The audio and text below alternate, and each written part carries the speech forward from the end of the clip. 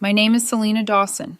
I'm 33 years old, and the night my relationship ended didn't sound like heartbreak. It sounded like laughter. Not mine. His. And the worst part wasn't even the sound of it. It was how easily it came out of Marcus's mouth.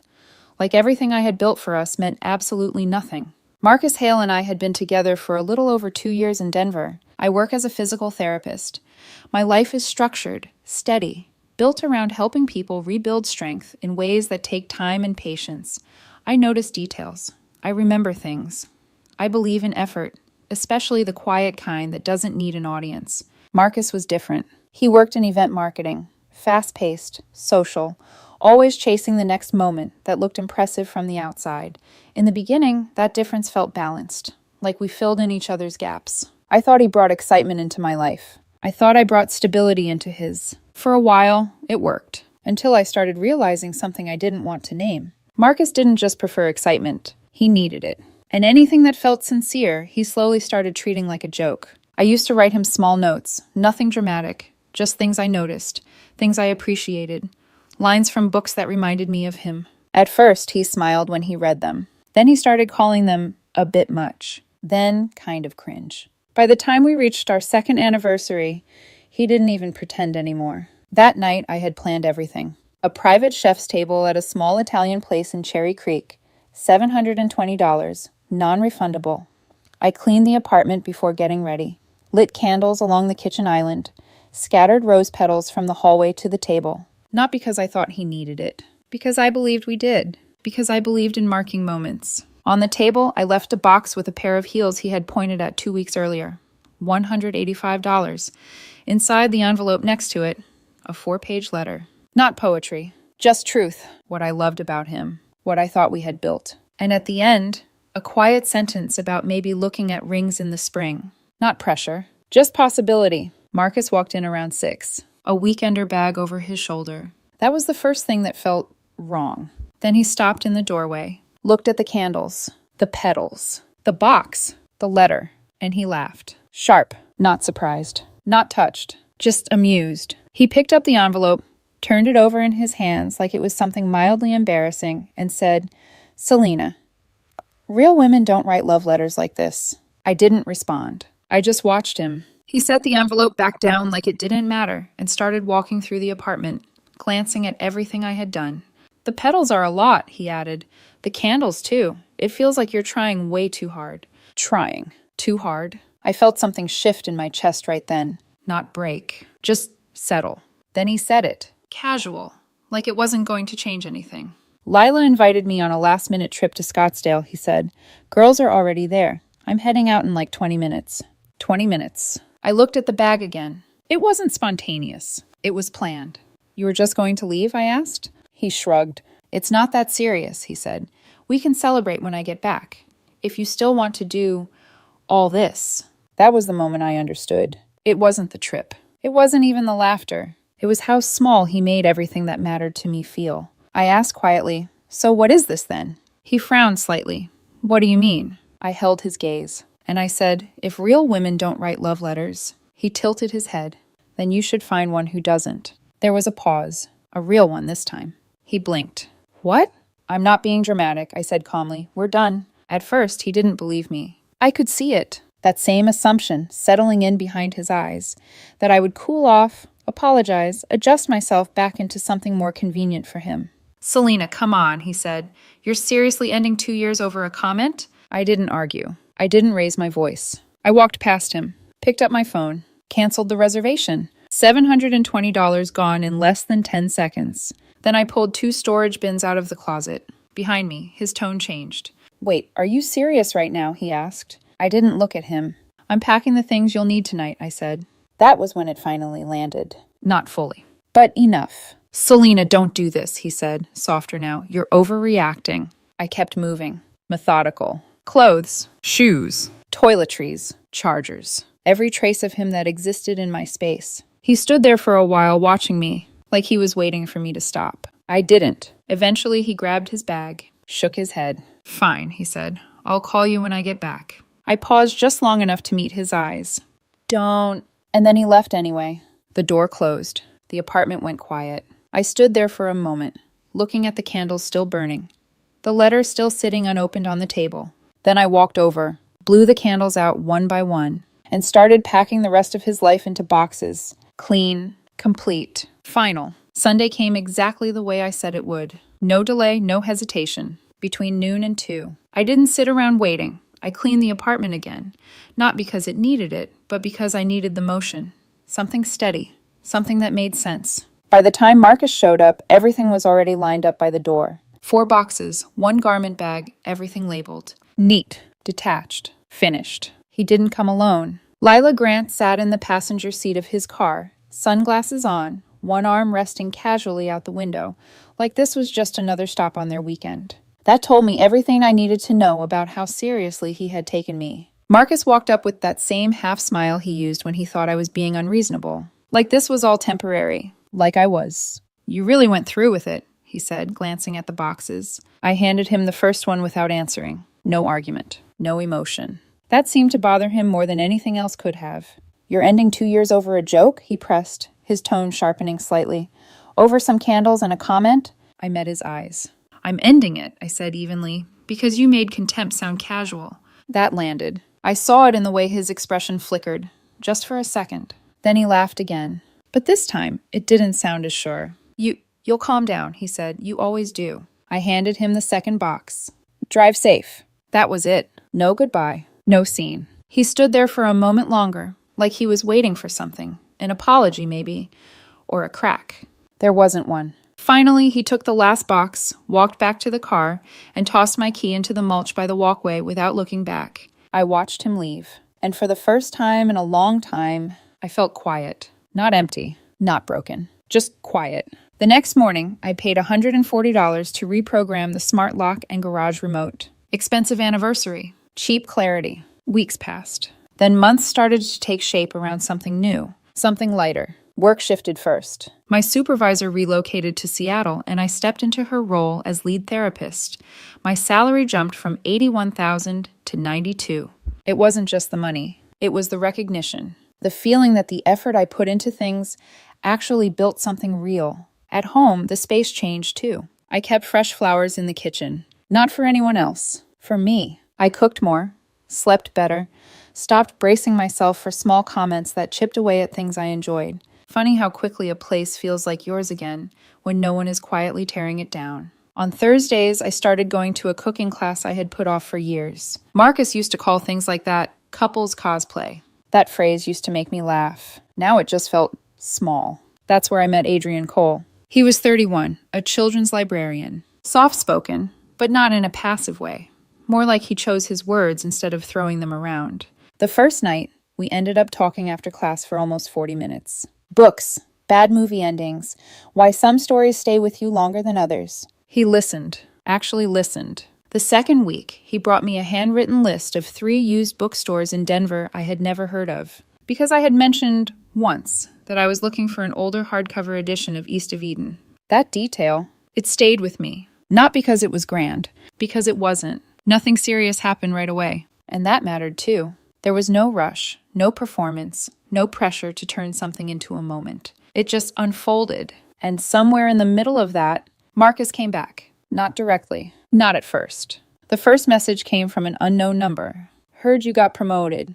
Guess the letters worked on someone. I read it once, then deleted it. No response. Then Lila messaged me on Instagram. She said Marcus had been going through a lot since Scottsdale, that he regretted how things ended, that maybe I could show some grace. I left it on scene. That should have been enough. It wasn't. Marcus started appearing in places he had never cared about before. My Saturday coffee shop, the bookstore near my apartment. Once, the parking lot outside my cooking class. Every time, the same tone, like he had rewritten himself overnight. Hey, he'd say, casual, you look good. Or softer. I miss when things were simple. The first time I responded politely. Short. Neutral. After that, nothing. No engagement. No openings. That didn't stop him. If anything, it shifted something in him. 'Cause then it moved online. Quotes. Stories. Subtle at first. Then less subtle. Some people perform softness until they feel rejected. Be careful with people who want applause for basic decency. One post stopped me for half a second longer than the others. Recycling the same romance on different people doesn't make it real. I didn't respond, but I understood. This wasn't about closure. This was about control. And the fact that he didn't have it anymore. The unexpected part came from his older sister, Vanessa Hale. She messaged me one night. Said Marcus had been telling their family that I ended things because he wouldn't let me rush into an engagement. That I had pushed too hard. Moved too fast. That version of the story almost made me laugh. Instead, I sent her 2 screenshots. His airport message. And the line, "Real women don't write love letters." She replied less than 2 minutes later. Wow. Then another message. That's not what we were told.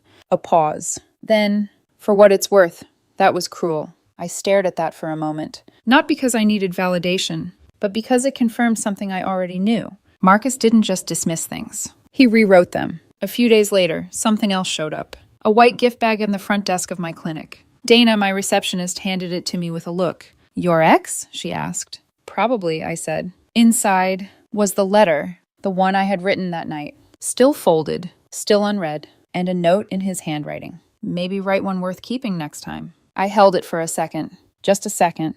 Then I set it down on my desk. Dana crossed her arms. "He seems exhausting," she said. "Accurate," I replied. I took a photo of the note, put the letter in a drawer, and told Dana not to accept anything else from him again. That should have been the end of it. It wasn't. Because for Marcus, silence wasn't closure. It was a challenge. 3 weeks later, Adrian asked me out. Not casually, not after class. A real date. Planned, intentional, clear. He chose a small place downtown called Verona Room. Brick walls, low lighting, tables close enough to feel intimate but not crowded. The kind of place where conversations don't have to compete with noise. The kind of place Marcus would have called trying too hard. Which for some reason made it exactly right. I arrived a few minutes early, sat down, watched the candle flicker in front of me, and for a brief moment, I felt it. That quiet hesitation. Not fear, just awareness. That this mattered. Adrian walked in right on time. Same calm energy, same steady presence. He smiled when he saw me, like he was genuinely glad I was there. Not performing it, not exaggerating it. Just real. We ordered drinks. Started talking. Easy. Effortless. And somewhere between the first conversation and the second, I reached into my bag and pulled out a folded page. 1 page. Not 4. Not heavy. Just honest. "I wrote you something," I said. He looked surprised, but not uncomfortable. Curious. I handed it to him. He took it carefully, like it meant something before even reading it. That alone said more than anything else could have. He read it slowly. Didn't rush. Didn't skim. And when he finished, he looked up at me with a softness I hadn't realized I missed. "This might be the nicest thing anyone's done for me in years," he said. Simple. No jokes. No deflection. Just truth. And that's when I knew. Not everything, but enough. Dinner had barely started when the door opened again. I didn't look at first. I didn't need to. Because I felt it. That shift in the air. That tension. Then Adrian's eyes flickered, just slightly, past me. I turned. Marcus, standing in the doorway. For a second, he didn't move. Just looked. At me. At the table. At Adrian. Then he walked straight toward us. Not hesitant. Not unsure. Purposeful. Like he had every right to be there. "Wow," he said as he reached the table.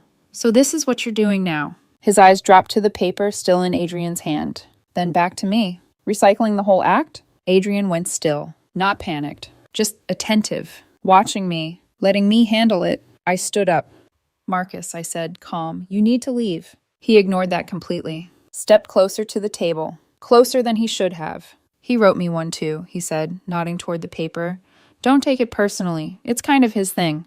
Adrian didn't respond. Didn't defend. Didn't engage. He just set the note down carefully on the table and looked at me. Waiting. Trusting. I felt something steady settle inside me. "Leave," I said again. Marcus smiled. But it wasn't relaxed. It was tight. "You really think this is different?" he asked, glancing at Adrian.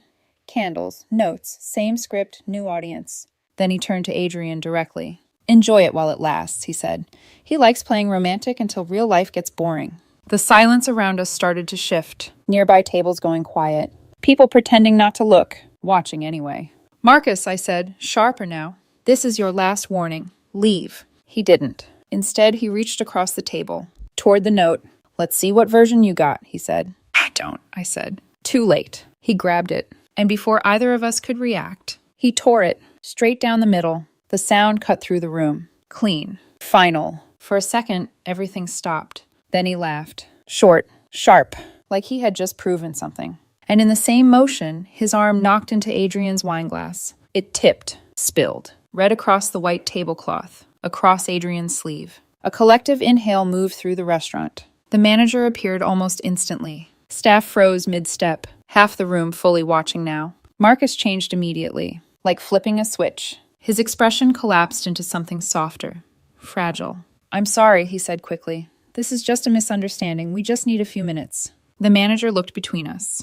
"Do you know him?" she asked. I didn't hesitate. "He's my ex," I said, "and he is not welcome at my table." That was all it took. Security stepped in. Firm, efficient. Marcus resisted just enough to make it awkward, but not enough to win. "Selena, come on," he said as they guided him away.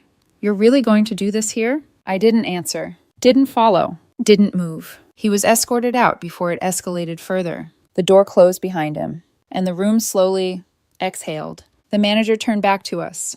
"Are you all right?" she asked. "Yes," I said. Adrian nodded. Staff moved quickly, cleaned the table, replaced the glass, reset the space like nothing had happened. But something had, and it lingered. I sat back down, looked at the torn pieces of paper still on the table. Adrian reached for a napkin, blotted his sleeve once, then looked at me, not questioning, not overwhelmed, just steady. "I'm guessing this isn't about dinner," he said. I let out a small breath. "No," I said. He nodded. "Once." "Okay," he replied. "Then let's just be honest from here on out." That was it. No drama, no retreat, no judgment, just presence. And for the first time that night, I felt something settle again. Not the past, not the disruption, just the present. What was still here, what hadn't been broken. That should have been the end of it. It wasn't. Because Marcus wasn't finished. Not with me. Not yet. The next morning, my phone lit up before I was even fully awake. 6 missed calls, 6 voicemails, all from Marcus. I sat on the edge of my bed for a second before pressing play. The first one was crying. Not quiet crying. The kind that felt performed. Loud enough to be heard. Controlled enough to be intentional. "Selena, I didn't mean for it to go like that. I didn't expect to see you with someone else like that." The second one shifted. Anger. "You really embarrassed me last night, in front of everyone. You couldn't just talk to me privately." The third, silence. Just breathing. Slow, close to the microphone. The fourth one was the one that made me stop the recording halfway through. "If I can't have the version of you that writes letters," he said, voice low, uneven, "then nobody should." I didn't listen to the rest. I didn't need to. Something in my chest didn't tighten. It didn't panic. It just locked into place. Clear. Decisive. This wasn't about emotions anymore. This was about boundaries and consequences. I saved every voicemail, every message, every piece. Then I got up, made coffee, and called an attorney before I even checked my work emails. By noon, I had a consultation scheduled. By the end of the day, I had a plan. Marcus didn't wait. He escalated. That same afternoon, an email came through from his company address. Subject line, "Return my property." I opened it once, read it fully, then read it again, slower. He claimed every letter I had ever written to him belonged to him, that I was withholding personal property, that we needed to meet in person to discuss mutual belongings and emotional damages. Emotional damages. I almost smiled at that. Not because it was funny, because it was predictable. I didn't respond. I forwarded the email directly to my attorney. Retainer, $2,300. Cease and desist sent within 48 hours. Formal. Documented. Clear. No contact. No approach. No communication outside legal channels. Marcus answered that the way he answered everything. By ignoring it. Instead, he called my mother. That part I didn't expect. My mom told me about it later that night. Said he introduced himself politely at first. Said he was concerned about me. That I had been emotional lately. That things had gotten misunderstood. She let him talk for maybe a minute. Then she stopped him. "If you laughed at my daughter for loving you," she said, calm but sharp, "and now you're showing up where she eats and tearing up her things, I don't think she's the problem." Then she hung up and called me immediately after. Her exact words were, "Oh, hell no. File whatever you need to file." I smiled when she said it, not because the situation was funny, but because I wasn't alone in seeing it clearly. 2 days later, just after 9 p.m., my phone buzzed again. This time it wasn't a call. It was a notification from my door camera. I opened the app, and there he was, Marcus, standing outside my apartment, holding a bouquet of white roses. For a second, he just stood there, looking at the door. Then he stepped closer, set the flowers down carefully, and leaned slightly toward the camera. "I can see your lights on," he said. "I know you're in there." Then he left, just like that. No knocking, no waiting, just presence. I saved the footage, every second of it. The flowers stayed outside overnight. I didn't open the door, didn't touch them. In the morning, they were still there, slightly wilted, unclaimed. I threw them away without bringing them inside. By noon, the police report was updated. By evening, my attorney had everything. Messages, voicemails, email, camera footage, pattern, escalation. 17 days later, we were in court. Marcus showed up early, dressed carefully, neutral colors, soft expression. The version of himself he thought people would believe. He didn't look at me when I walked in, not at first. Then, briefly, like he was checking if something was still there. It wasn't. His attorney opened with the expected angle. Miscommunication, emotional distress after a long-term relationship, confusion. Said Marcus had only been trying to reach closure, that seeing me move on so quickly had been difficult, that everything had been misunderstood. My attorney didn't argue feelings. He argued evidence. The airport message, the pickup exchange, the returned letter, the note, the restaurant footage, the voicemails, the email, the door camera clip. "I can see your lights on." That line was played out loud. Clear, undeniable. Marcus shifted in his seat when it echoed through the room. His attorney tried to step in, said it was taken out of context. The judge didn't entertain it. "There is no context," he said evenly, "where this is appropriate after repeated requests for no contact." Then he looked directly at Marcus. "Mocking someone for being openly loving," he continued, "and then pursuing them after they move on, does not create an exception to harassment law." Silence filled the room. Not heavy, just final. The ruling came shortly after. 1-year protection order. No contact. No proximity within 500 feet of my apartment, my clinic, or any place I was present by invitation or reservation. Clear. Enforced. Done. Marcus didn't say anything when it ended. Didn't argue. Didn't react. He just sat there. Still. Like he hadn't expected it to go this far. Like consequences were something that happened to other people. Out in the hallway, I heard him crying. Soft. Different from the voicemails. Less controlled. His mother stood next to him. She looked at me as I passed. Paused for a moment. Then said quietly, "I'm sorry, he had something good," and treated it like a joke. I nodded once. Didn't respond. And kept walking. That was the last time I saw him. About a month after court, things settled into something that finally felt still. Not tense. Not watchful. Just still. Dana was the one who told me first. She leaned against my office doorway one afternoon, arms crossed, that familiar look on her face. "Your ex?" she said. I glanced up from my notes. "What about him?" She hesitated for half a second, like she was deciding how much to say. "He's not with his company anymore." I didn't ask for details. I didn't need to. Using a corporate account to send personal demands. Showing up uninvited at a restaurant. Escalating behavior that left a paper trail. Those things don't stay contained. They spread, quietly. And then all at once, I nodded once. "Okay," I said. And that was it. No satisfaction. No curiosity. Just closure. Adrian and I kept seeing each other. Slow at first. Intentionally. Not because we were unsure. Because we didn't need to rush something that already felt right. He didn't try to fill space. Didn't try to impress me with moments. He paid attention. Remembered things. Showed up the same way every time. Consistent. Steady. Real. A few weeks after everything settled, I found the torn pieces of that note in my drawer. I had kept them without thinking. Not for Marcus. Not for what happened. For what it represented. I rewrote it. Same words. Same intention. But this time, when I handed it to Adrian, he didn't just read it. He kept it. Carefully. Like it mattered. Later, he told me he had taped the original torn pieces into his journal. Not to remember what happened, but because, in his words, the right story was still there, even after someone tried to ruin it. That line stayed with me, longer than I expected. 3 months after the court hearing, we went back to Verona room. Same table, same soft lighting, same quiet, different ending. I noticed it immediately, not because the place had changed, because I had. Because this time, nothing felt fragile. Nothing felt like it could be undone by someone else's opinion. When the server lit the candle, Adrian smiled slightly and said, "I think this suits you." No sarcasm. No edge. Just observation. I reached into my bag, pulled out another note. Short, simple, and handed it to him. Not to prove anything. Not to reclaim something. Just because that's who I am. He read it slowly, the same way he always did. Then he set it down, looked at me, and reached across the table. "I hope you never let anyone make you smaller for loving like this," he said. There was no hesitation in my answer. "I won't."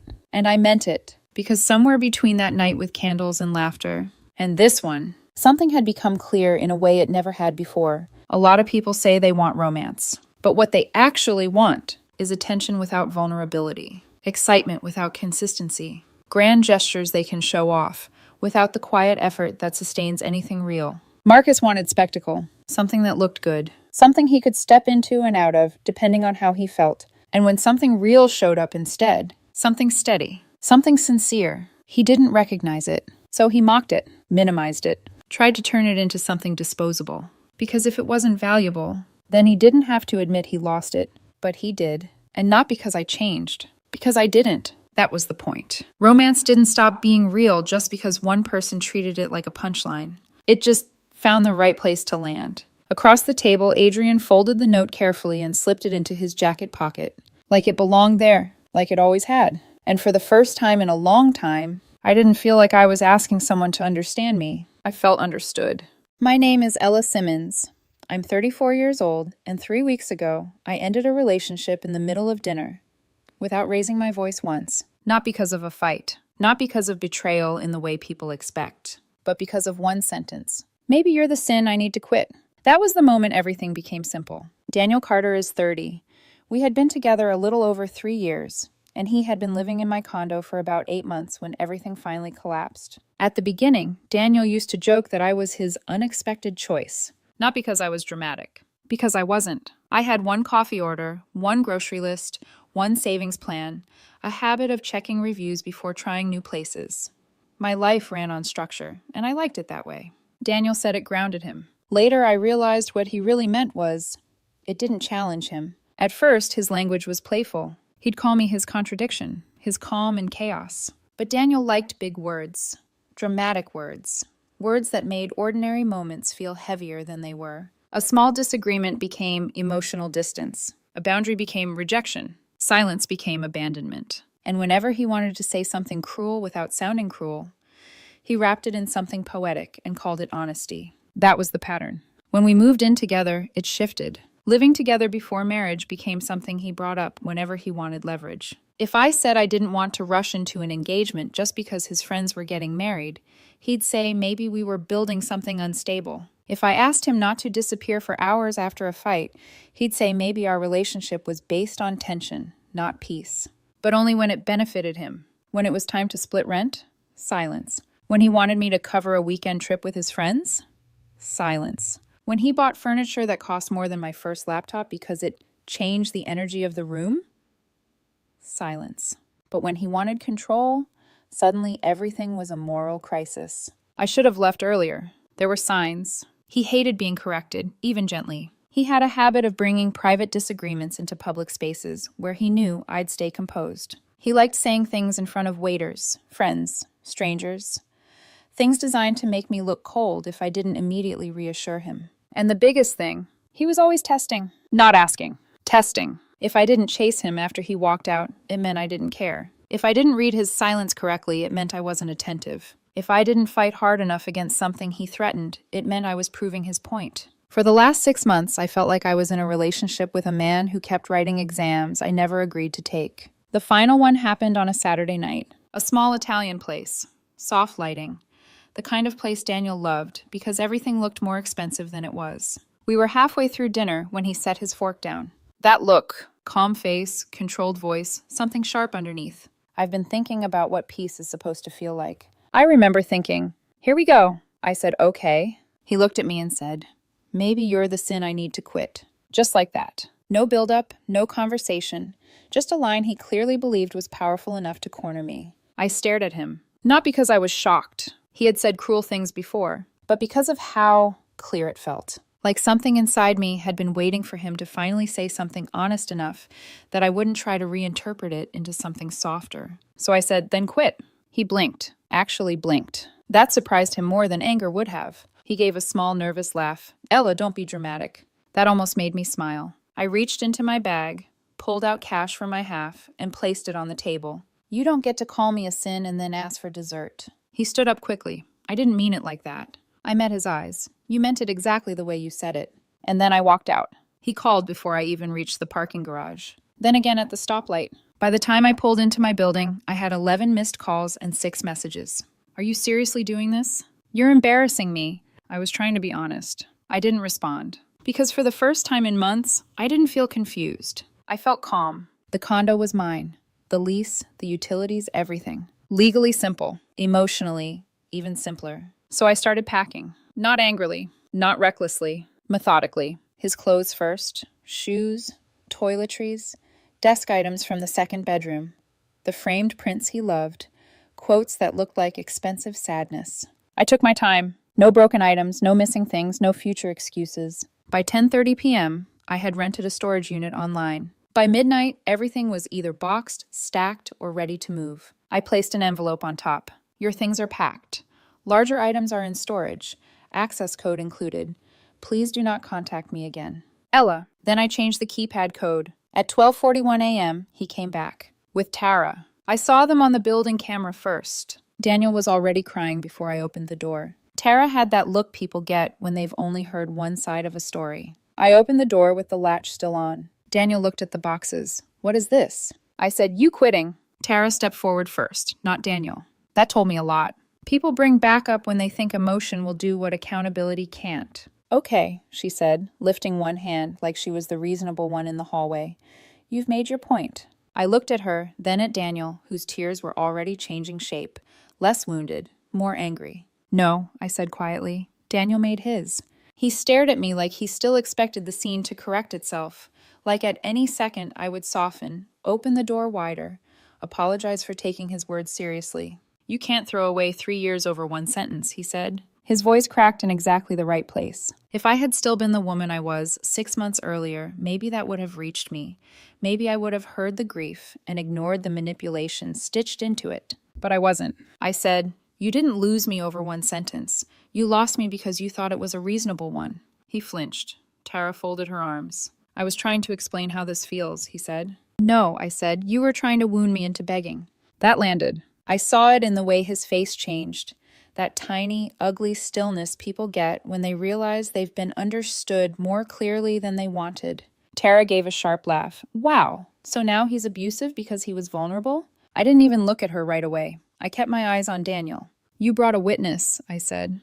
That means somewhere in you already knew this wouldn't sound good on its own. That was when Sonia opened her door across the hall. Sonia is one of those women who doesn't waste energy pretending not to notice what's in front of her. She manages a building across town and has the exact expression of someone who has watched too many people confuse performance with innocence. She looked at the 3 of us. Boxes, tears, Tara's outrage, my half-open door. Then she asked, do I need to stay out here for this? I said, I'm okay. Daniel wiped under his eyes and stared at me with that mixture of heartbreak and offense he wore whenever consequences arrived faster than sympathy. You're going to regret this, he said. I handed Tara the envelope with the storage access information inside. Everything's accounted for. Daniel didn't take it. Tara did. Then I closed the door. That was the last conversation we had as a couple. And for about 12 hours, I honestly thought that was the end of it. It wasn't. The next morning, I woke up to 3 voicemails from unknown numbers. The first was Daniel crying. The second was Daniel angry. The third was Tara telling me I was punishing a man for being emotionally honest. I blocked all 3. Then came the texts from friends I barely knew well enough to have saved in my phone. Marla, he's spiraling. Please call him. Jenna, you took that way too literally. A man named Drew, whom I had met once at a rooftop barbecue, sent me a message on LinkedIn asking if I was really ending something meaningful over semantics. Semantics. That word shows up when people say exactly what they mean and later decide the consequences were unfair. I replied to no one. By Monday afternoon, Daniel had moved into the next phase. Accidental appearances that were not accidental. Tuesday morning, he was outside my regular coffee shop, sitting alone in sunglasses with his laptop closed, like he had come there specifically to be seen. He looked up the second I reached the corner. I turned around and left. Wednesday evening, he was in the parking lot of my gym, leaning against his car in one of my old hoodies. I kept walking. Thursday, he was at the small bookstore near my condo, standing by the front table with an open book in his hands. He wasn't reading it. He followed me halfway down the sidewalk before I said without turning around, "Don't."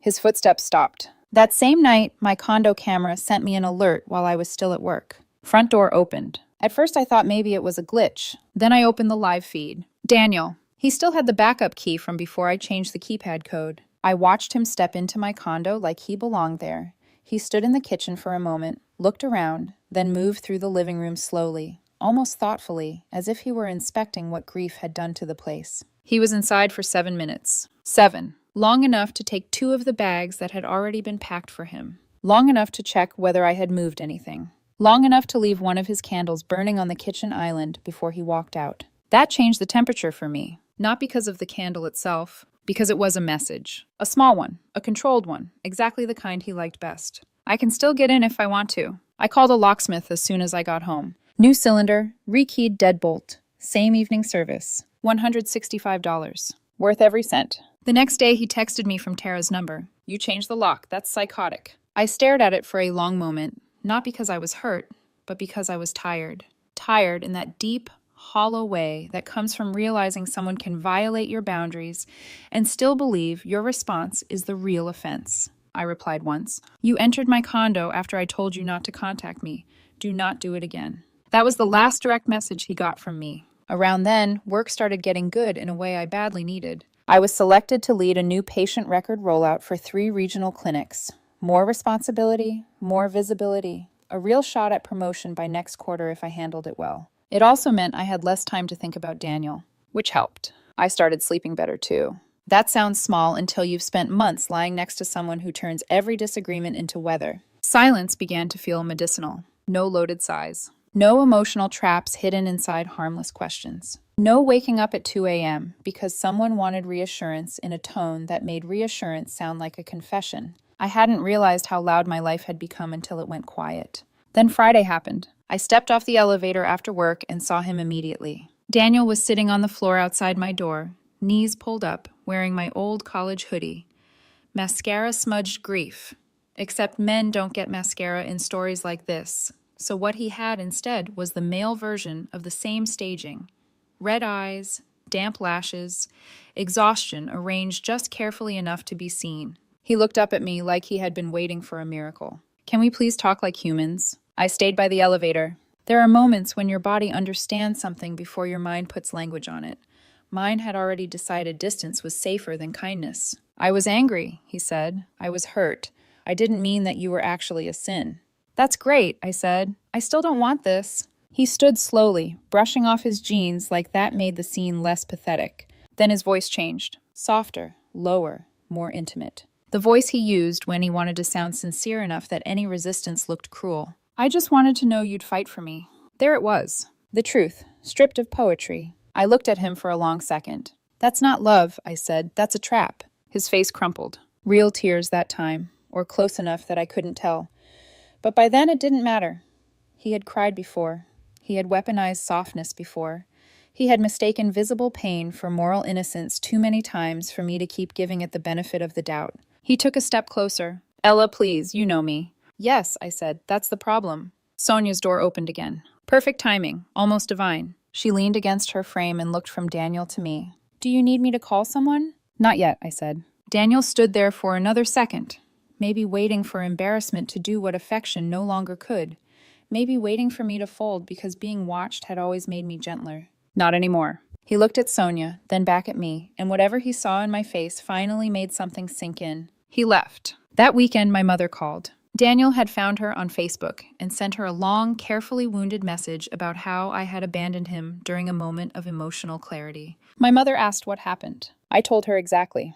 There was a short silence on the line. Then she said, "He called you a sin?" "Yes." "And he's shocked you left?" "Yes." Another pause. Then, with the clean disgust only a mother can deliver on behalf of her daughter, she said, "Oh, hell no." I leaned back in my kitchen chair and laughed for the first time in days. Not because it was funny, because it was relief. Because for 1 second, the story sounded exactly as absurd outside my own head as it had felt inside it. Then Mom asked whether I needed help paying for anything legal if it came to that. That was when a chill moved through me. Not fear exactly, recognition. Because something in me already knew this wasn't over. Daniel wasn't grieving a relationship. He was reacting to losing control of the script. And men like that rarely leave quietly when the audience stops cooperating.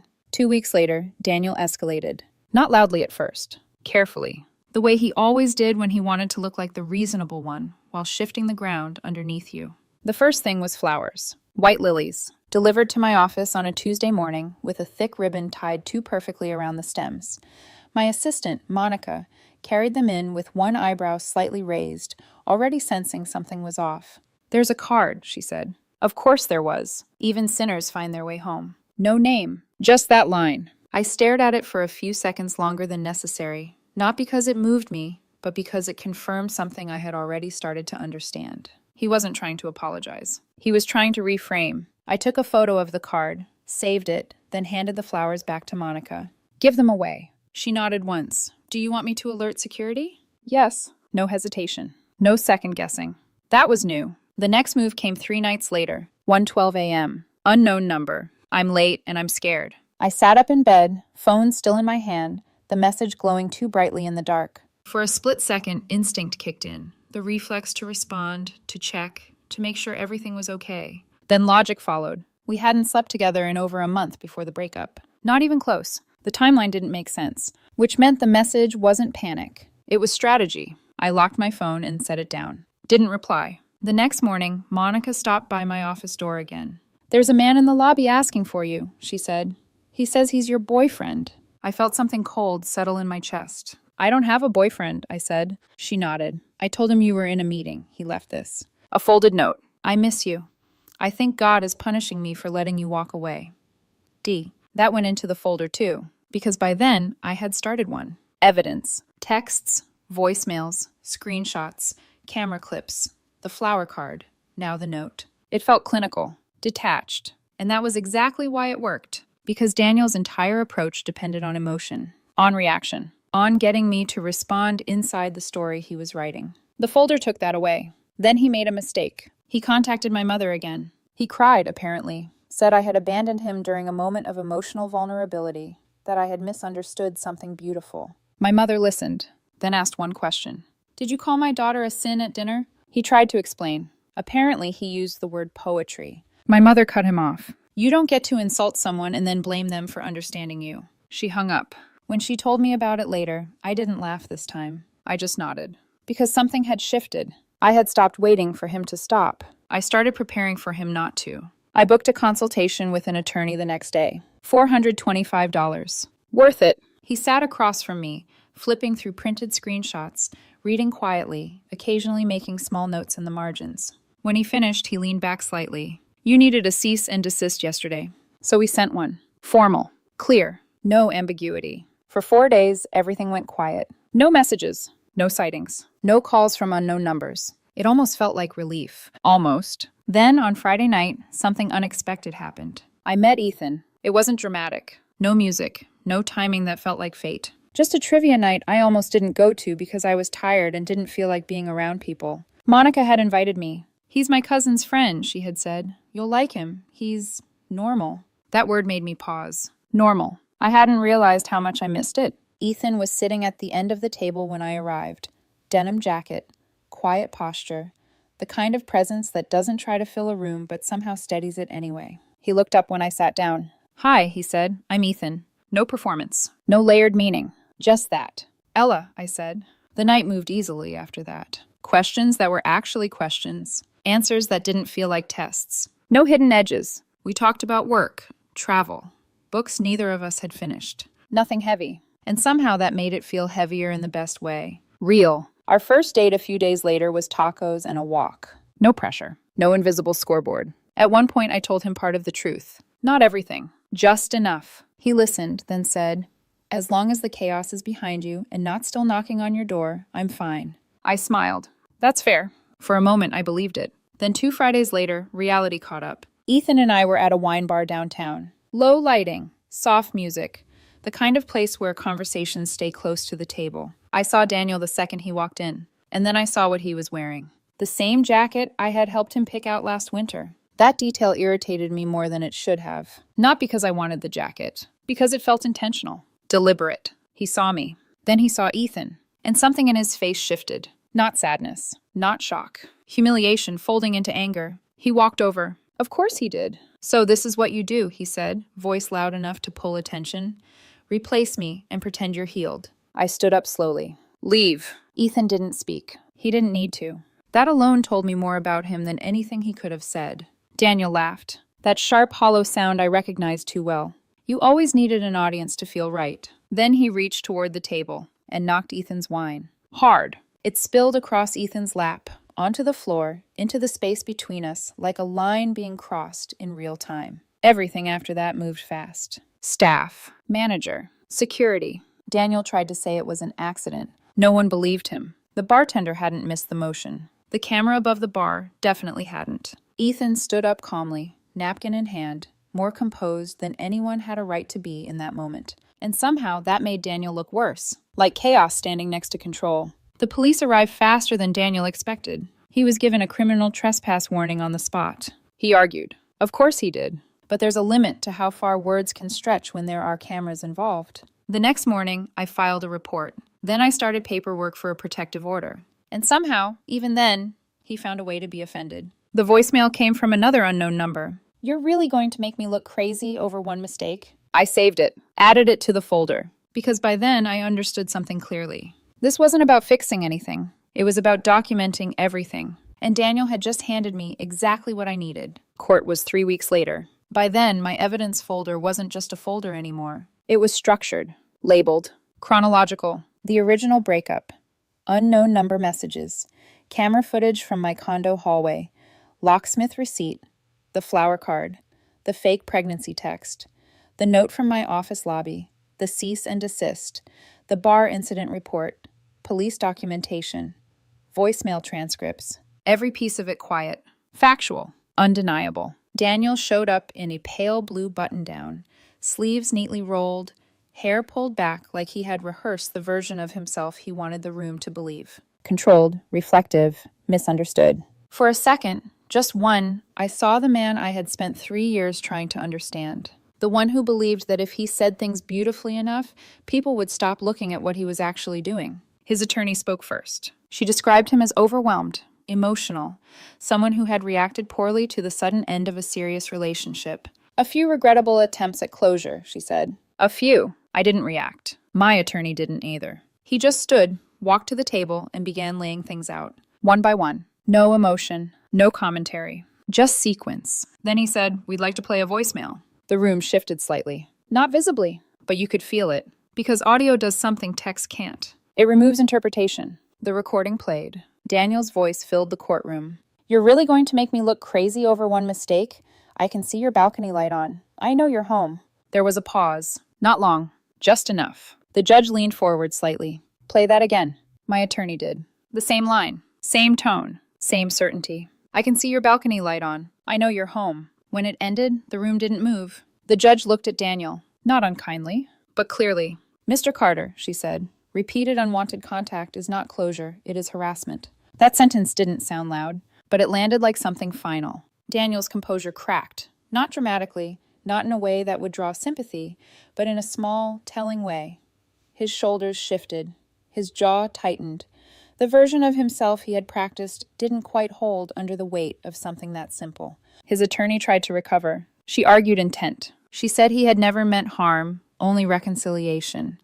That he had been emotional, that he had loved me. The judge didn't interrupt her. She let her finish. Then she said, love does not require surveillance. Silence, real silence, the kind that doesn't invite response. The protective order was granted. 1 year. No contact. No workplace visits. No third-party communication through friends or family. Stay away from my home, my office, my routines. Daniel nodded when the terms were read. But it didn't look like agreement. It looked like recognition. Like someone realizing the story they had been telling no longer had any control over how it would end. When it was over, I stepped out into the hallway and felt something unfamiliar. Not relief. Not victory. Just stillness. Daniel didn't follow. His attorney spoke quietly to him near the door, and then someone else approached me. His mother. She looked smaller than I remembered. Not physically, emotionally. The kind of tired that comes from holding onto a version of someone for too long and finally having to let it go. I'm sorry, she said. No defense. No explanation. Just that. I nodded. I hope he gets help. And I meant it. Because by then, I wasn't angry anymore. I was done. There's a difference. The next few months were quiet. Good quiet. The kind that lets your body remember what normal feels like. Work stabilized, then improved. I got the promotion. The rollout succeeded. My days became full in a way that didn't drain me. Ethan stayed. Not loudly, not intensely, just consistently. We took things slowly. No tests. No emotional riddles hidden inside simple conversations. If something bothered him, he said it. If something bothered me, I said it. And that was enough. Sonia still asks for updates whenever she sees me in the hallway. But now it's different. Less concern. More satisfaction. Like someone who trusted their instincts early and didn't need the ending to prove them right. My mother still calls Daniel that poetry man, which is unfair, but also not entirely wrong. And the biggest thing, my condo feels like mine again. No staged silences. No loaded questions. No invisible tension sitting across the table waiting to be named. No wondering whether the next sentence is going to be a confession, an accusation, or a trap wrapped in something that sounds beautiful. Just space. Just quiet. Just mine. That's the part people don't talk about enough. Leaving doesn't always feel like loss. Sometimes it feels like accuracy. Like finally aligning your life with what you already knew but hadn't admitted. Daniel used big words because he thought they could hide small motives. He called me a sin because it sounded more meaningful than what he really meant. Which was this: I want you to feel guilty until you choose me harder. But love isn't supposed to feel like a courtroom where one person keeps changing the charges. It isn't supposed to sound like a threat disguised as vulnerability. And if someone needs to wound you, just to see if you'll stay, then leaving isn't failure. It's the first honest thing that happened. My name is Catherine Hayes. I'm 32 years old, and until 3 weeks ago, I thought I understood exactly how my life was supposed to go. I like structure, predictability, clean systems where everything has a place and nothing surprises you at midnight. I work as an IT project manager, the kind of person who keeps receipts, documents conversations, and double-checks everything. Not because I don't trust people, but because I've learned that clarity is quieter than chaos. That mindset shaped everything in my life, including my relationship with Daniel Carter. Daniel is 30, creative, expressive, the kind of man who doesn't just enter a room. He shifts it. People notice him. They lean toward him. He has this effortless charm that makes everything feel lighter. At least that's what I used to think. We'd been together a little over 3 years. He moved into my 2-bedroom apartment about 10 months ago when his lease ended. The lease was in my name. Utilities, too. It just made sense at the time. And for a while it worked. We cooked together, watched shows late into the night. He'd play music in the kitchen, sliding across the floor in socks like he didn't have a care in the world. He made the space feel alive. I didn't realize when that started changing. It wasn't sudden. It never is. Around month 6, I noticed small shifts. Plans he didn't mention. Nights that stretched longer without explanation. Conversations that felt thinner. And every time I asked a simple question, something normal, something grounded, it turned into something else. If I texted everything okay, I was checking up on him. If I asked, what time will you be home? I was trying to control him. If I mentioned finances, because he was only covering 1/3 of the rent while ordering takeout like it was a personality trait, I was making things transactional. So I adjusted. I got quieter, and he got louder.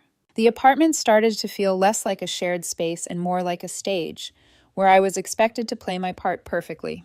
Smile on cue, ask nothing inconvenient, applaud when required. 2 Fridays ago, everything finally surfaced. He came home just before midnight, dropped his phone on the counter, didn't even look at me when he said it. I don't think I want to do the boyfriend-girlfriend thing right now. Just like that. Like he was reading a line he'd already practiced. I didn't argue, didn't interrupt. I just said, okay, keep going, because I wanted to hear all of it. He inhaled, slow, controlled, like he'd rehearsed this exact moment. I just need space. Things feel too domestic. I want to feel free again. And then he said the part that made everything click into place. We can still share the apartment, though. It's expensive. We'll just be roommates. No drama. He said it like he was offering me something generous. I remember looking at him, really looking, and realizing this wasn't confusion. This was calculation. So, I said carefully, you want to end the relationship, but keep living here? He rolled his eyes slightly. Don't make it weird, Catherine. It's practical. People do this all the time. Separate rooms, separate lives. It'll be chill. And the rules? I asked. He shrugged. Why do you need rules? You're doing that thing again. That was the moment something inside me settled. Not broke. Settled. Because I understood what roommates meant to him. It meant access without accountability. It meant he could come and go, date whoever he wanted, live however he pleased, and if I reacted, I'd be the problem. I'd be dramatic, controlling, difficult. So I did the calmest thing I could. I said okay, not because I agreed, because I needed the conversation to end. The next morning, he left for a weekend trip with friends. The second his car disappeared down the street, I opened my laptop, pulled up the lease, and called the leasing office. Calvin, the manager, didn't sugarcoat anything. If you move out physically but stay on the lease, you're still responsible, he told me. If Daniel can't qualify on his own, they'll come after you. I sat there in silence for a second, letting that settle. This wasn't a mutual transition. It was a liability. I texted Daniel, "We need to talk about the lease this weekend." He replied with a thumbs up emoji. That tiny blue icon told me everything I needed to know. He wasn't worried, because he assumed I'd handle the hard parts,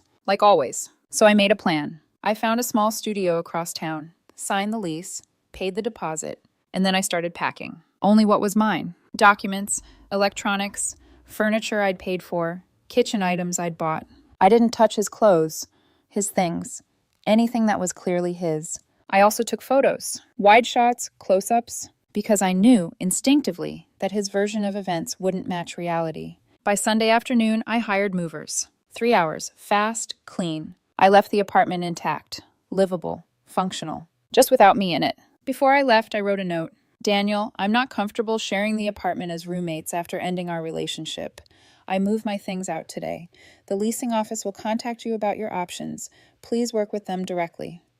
Catherine." I placed it on the kitchen counter, turned in my keys, and walked out. At 8:37 p.m., my phone buzzed. "Daniel, we can still share the apartment. Let's not be dramatic." Like nothing had changed, like the plan was still intact. I stared at the message for a moment, then replied, "I already moved out. Talk to Calvin tomorrow." That was it. Nothing else. Within minutes, my phone exploded. Calls, messages, voicemails. Anger wrapped in urgency. "You can't do this. This is petty. You're overreacting. You're going to regret this." It was like he was cycling through every emotional lever he'd ever used, trying to find one that still worked. None of them did. Then, later that night, Calvin called me. He sounded tired. "Daniel's in the lobby," he said. "He's saying you stole the apartment." I closed my eyes briefly. "He has his key," I said calmly. "I left a note. I moved out. That's it." There was a pause. Then Calvin sighed. "All right, I'll handle it." That night, I slept. 8 uninterrupted hours. The kind of sleep you only get when you stop negotiating with someone who sees you as something to manage, instead of someone to respect. And I think deep down that was the moment everything truly ended. Not when he said he wanted freedom. Not when he called it practical. But when I realized I didn't have to stay and translate his version of reality anymore. 4 days later, everything became official. Not in a dramatic way, no shouting, no confrontation. Just information. Calvin called me Tuesday morning. "Daniel doesn't qualify for the apartment on his own," he said. "If he wants to stay, he needs a co-signer or a new roommate added to the lease. Otherwise, legally, the lease is still tied to you." I thanked him, hung up, and waited, because I already knew what was coming.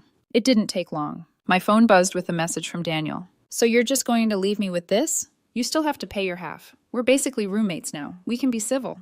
I read it twice. Not because it was confusing, because it was predictable. He hadn't processed anything. Not the breakup, not the consequences, just the inconvenience. I replied once. "No, work with Calvin to transfer the lease or move." That should have been the end of it. But Daniel didn't see this as an ending. He saw it as a negotiation. He started offering solutions like we were business partners. "I just need time to find a better job. You can keep paying for now. I'll pay you back. We can still split things if you move back in. Just sleep in the other room. Keep it simple." Simple. That word again. I stared at the screen, feeling something colder than anger settle in my chest. "I'm not moving back in," I replied. "And I'm not financing your transition while you date and call it maturity." That's when the tone shifted. The words got bigger, sharper. "You're abandoning me. This is financial abuse. You're punishing me because I wanted honesty." I didn't respond, because I recognized the pattern. The more responsibility he faced, the more dramatic the language became. And right on schedule, the outside voices appeared. His sister Lila texted first. "I thought you two were just taking space. Can't you talk this out like adults?" I didn't argue. I didn't explain. I sent her a screenshot. His exact message from that Friday night. The breakup. The roommate's proposal. Then I added one line. "This is me talking like an adult." She never replied. Then came his friend Marcus. "Hey, this is getting messy. Just pay your half until the lease ends. Don't leave him like that." I sent the same screenshot.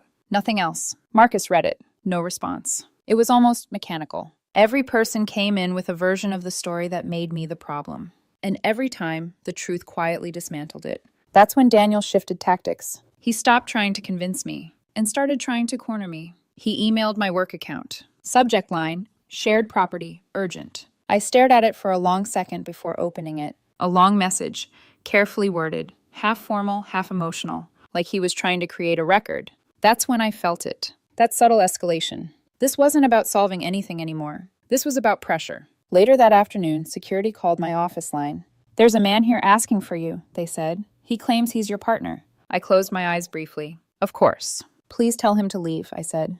"If he refuses, call the police."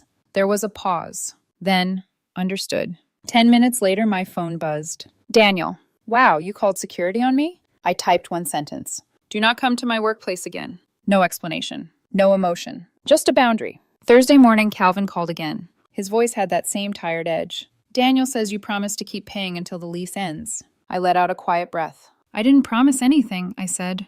"I have the messages."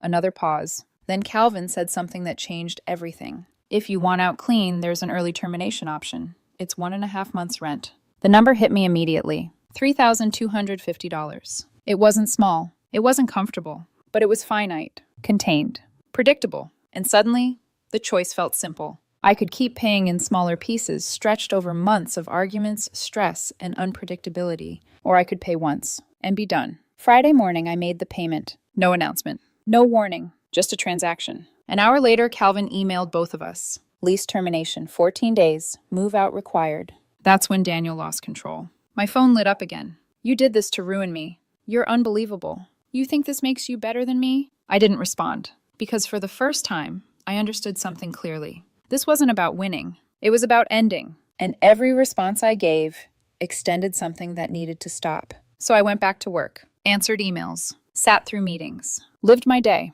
without checking my phone every 5 minutes, without bracing for the next message, without adjusting my mood to match his. And it felt strange, quiet, unfamiliar, but also stable, like something in my life had finally stopped moving under my feet. And somewhere in that quiet, I realized something else. Daniel wasn't reacting to what I did. He was reacting to what he lost. Control, access, the assumption that I would stay, no matter how he rewrote the rules. And now that I didn't, everything he built on that assumption started collapsing. Slowly, publicly. I didn't need to push it. I just needed to step back and let it fall. 2.5 weeks later, Daniel still hadn't accepted the deadline. He treated the move-out notice the same way he treated everything else. Like it was optional, like it would bend if he pushed hard enough. It started with an email. Subject line, closure. I opened it once. Read it slowly. It was structured the way his messages always were when he wanted control back. Half apology, half accusation. "I didn't realize my words would affect you like this. But you've always had a tendency to overreact." There it was. Responsibility, diluted. Accountability, redirected. I didn't reply. I saved it. Then came the money. A payment request. $1,625. Labeled half of termination fee. I declined it. Another one followed. $400. Emotional distress. I turned off incoming requests. Because at that point, it wasn't about money. It was about access. And I was closing every door. Then came the late night call. Blocked number. 1:03 a.m. I didn't answer. He left a voicemail. His voice low, urgent. "My car got towed. I'm stuck. I don't know what to do." For a second, I almost believed it. Not the situation. The tone. That familiar pull, where urgency replaces responsibility. But by morning, the story had already spread. Lila texted me. "Daniel said you left him stranded last night. That's not okay." I stared at the message, then replied, "If he needed help, he can call a tow service, a rideshare, or the police. I'm not his emergency contact." There was a long pause. Then just, okay. That was new. Not agreement, but hesitation. A crack. A few days later, he escalated again. Police. 2 officers showed up at my friend's place while I was there picking up mail. Daniel had filed a report claiming I'd taken shared property. Of course he didn't come with them. He never wanted the moment where the story had to survive eye contact. The officers were calm, professional. I showed them everything. The lease in my name, photos from the day I moved out, receipts for every major item I took. One of them glanced at the screenshots of our messages, then looked back at me. "This is a civil matter." I nodded. "Thank you." After they left, I sat there for a minute, letting it settle. It wasn't shocking anymore. It was a pattern. Escalate, distort, avoid accountability, and hope something sticks. He showed up at my new place next. I wasn't home, but my neighbor texted me. Someone's been knocking for 10 minutes. When I got back, there was a note taped to my door. You can't erase me. I took a photo, then threw it away. Because the truth was, I wasn't trying to erase him. I was removing access. There's a difference. He tried my workplace again, this time saying he needed to drop something off. Security called me. I didn't hesitate. If he refuses to leave, call the police. He left before it got that far. And just like that, another door closed. Then came one more attempt through Calvin. Daniel says you caused damage in the unit, he told me. Cracked mirror, holes in the wall, carpet stains. I didn't even react. I just forwarded the photos. Time-stamped, clear, unemotional. The boring truth. An hour later, Calvin replied, got it. A week after that, Daniel was charged for the damages. Not me. He texted from a new number. You set me up. You want everyone to think I'm crazy? I responded once. Stop contacting me. Further contact will be documented. Then I blocked it. That's when he reached for something else. My family. My mother lives in Ohio. He left her a voicemail. Said I was unstable. That I'd thrown him out. That I was spiraling. She called me after listening to it. Quiet, measured. Did he really say he wanted to break up, but still live in your apartment? I sent her the screenshot.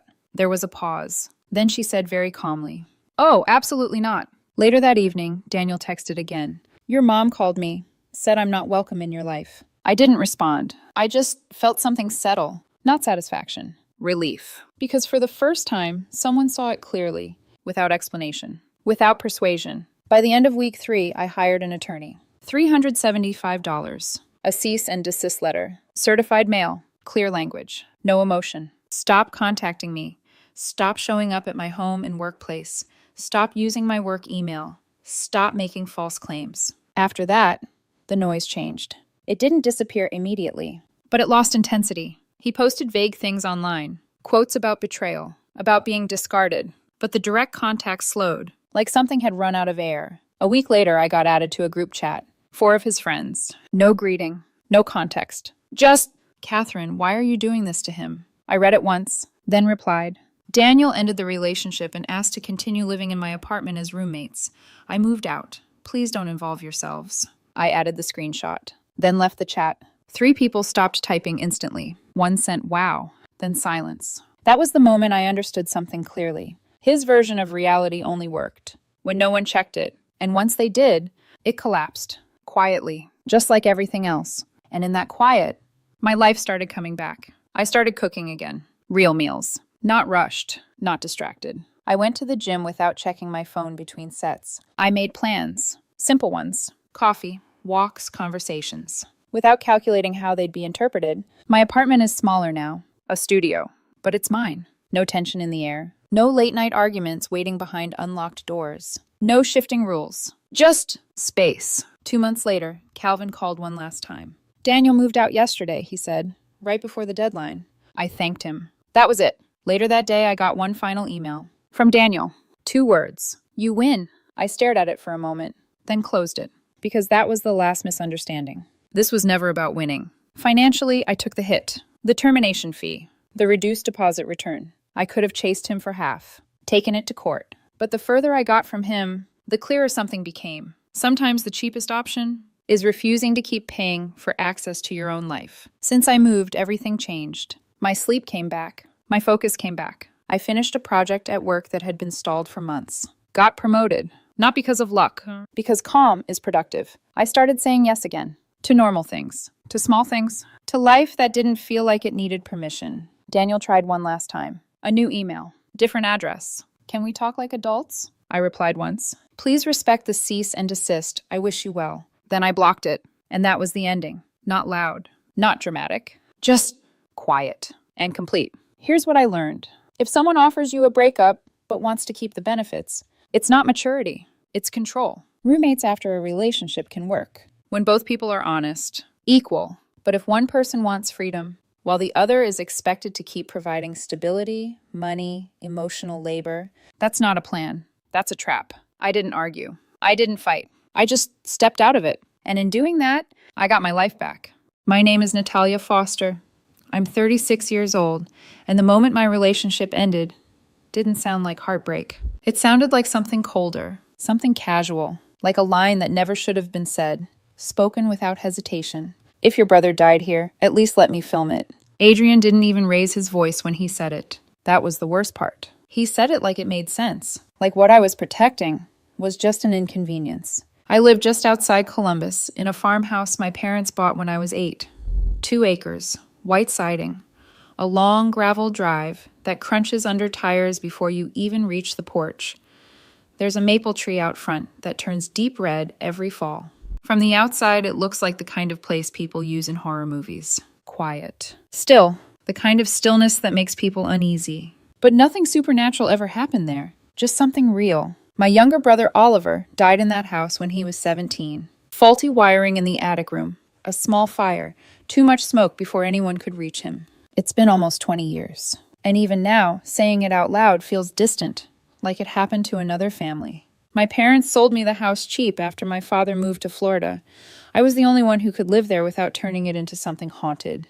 I renovated most of it over time. New windows, new roof, new wiring. But the attic room, I left mostly the same. Sloped ceiling, dark blue walls, his old desk still pushed against the corner, a chipped mug filled with dried-out pens. I didn't turn it into a shrine. I just didn't erase him. When I met Adrian, I thought he understood that. He was 31, lived in Dublin, worked in social media, but his real focus was his horror channel online. At first, it was small, late-night uploads, cheap microphones, dramatic lighting, stories that leaned more on atmosphere than substance. But he was good at it, charismatic, quick with edits.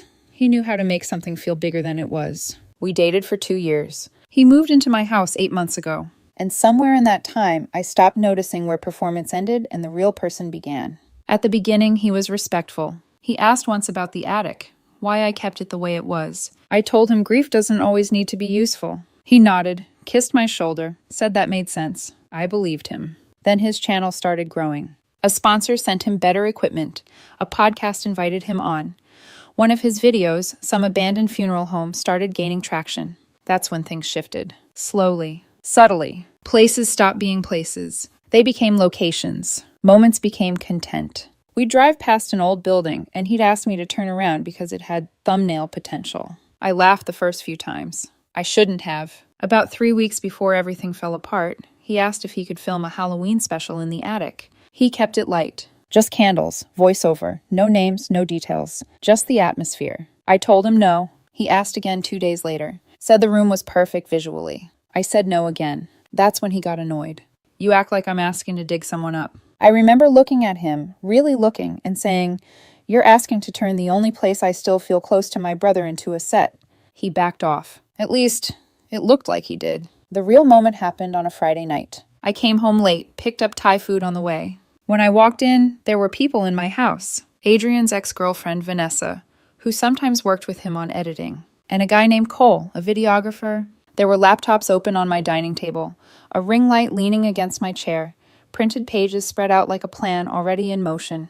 I knew immediately I wasn't going to like what I saw. Adrian smiled like nothing was wrong. Perfect timing. We were just going over the fall special. I set my keys down slowly and looked at the papers. At the top of one page, in bold letters, it said, "The Boy in the Attic." Something inside me went very still. I didn't yell. I didn't react the way people expect. I just asked, "What is this?" Adrian lifted his hand slightly, like calming me down was already necessary.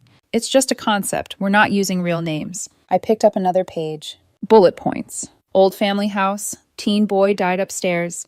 Sister keeps room untouched. Lingering presence. I put the paper back down carefully. Tell me I'm reading this wrong. Vanessa stared at her laptop. Cole looked like he wanted to disappear. Adrian sighed, already irritated. "Natalia, don't make this bigger than it is." "That sentence never helps," I said quietly. Then I asked him directly.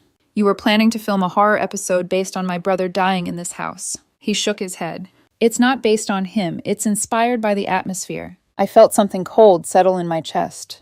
"The atmosphere is my brother's death." And then he said it. Casual. Flat. Like he was explaining something obvious. "If your brother died here, at least let me film it." The room went silent. Vanessa looked like she might be sick. Cole muttered, "Adrian," under his breath.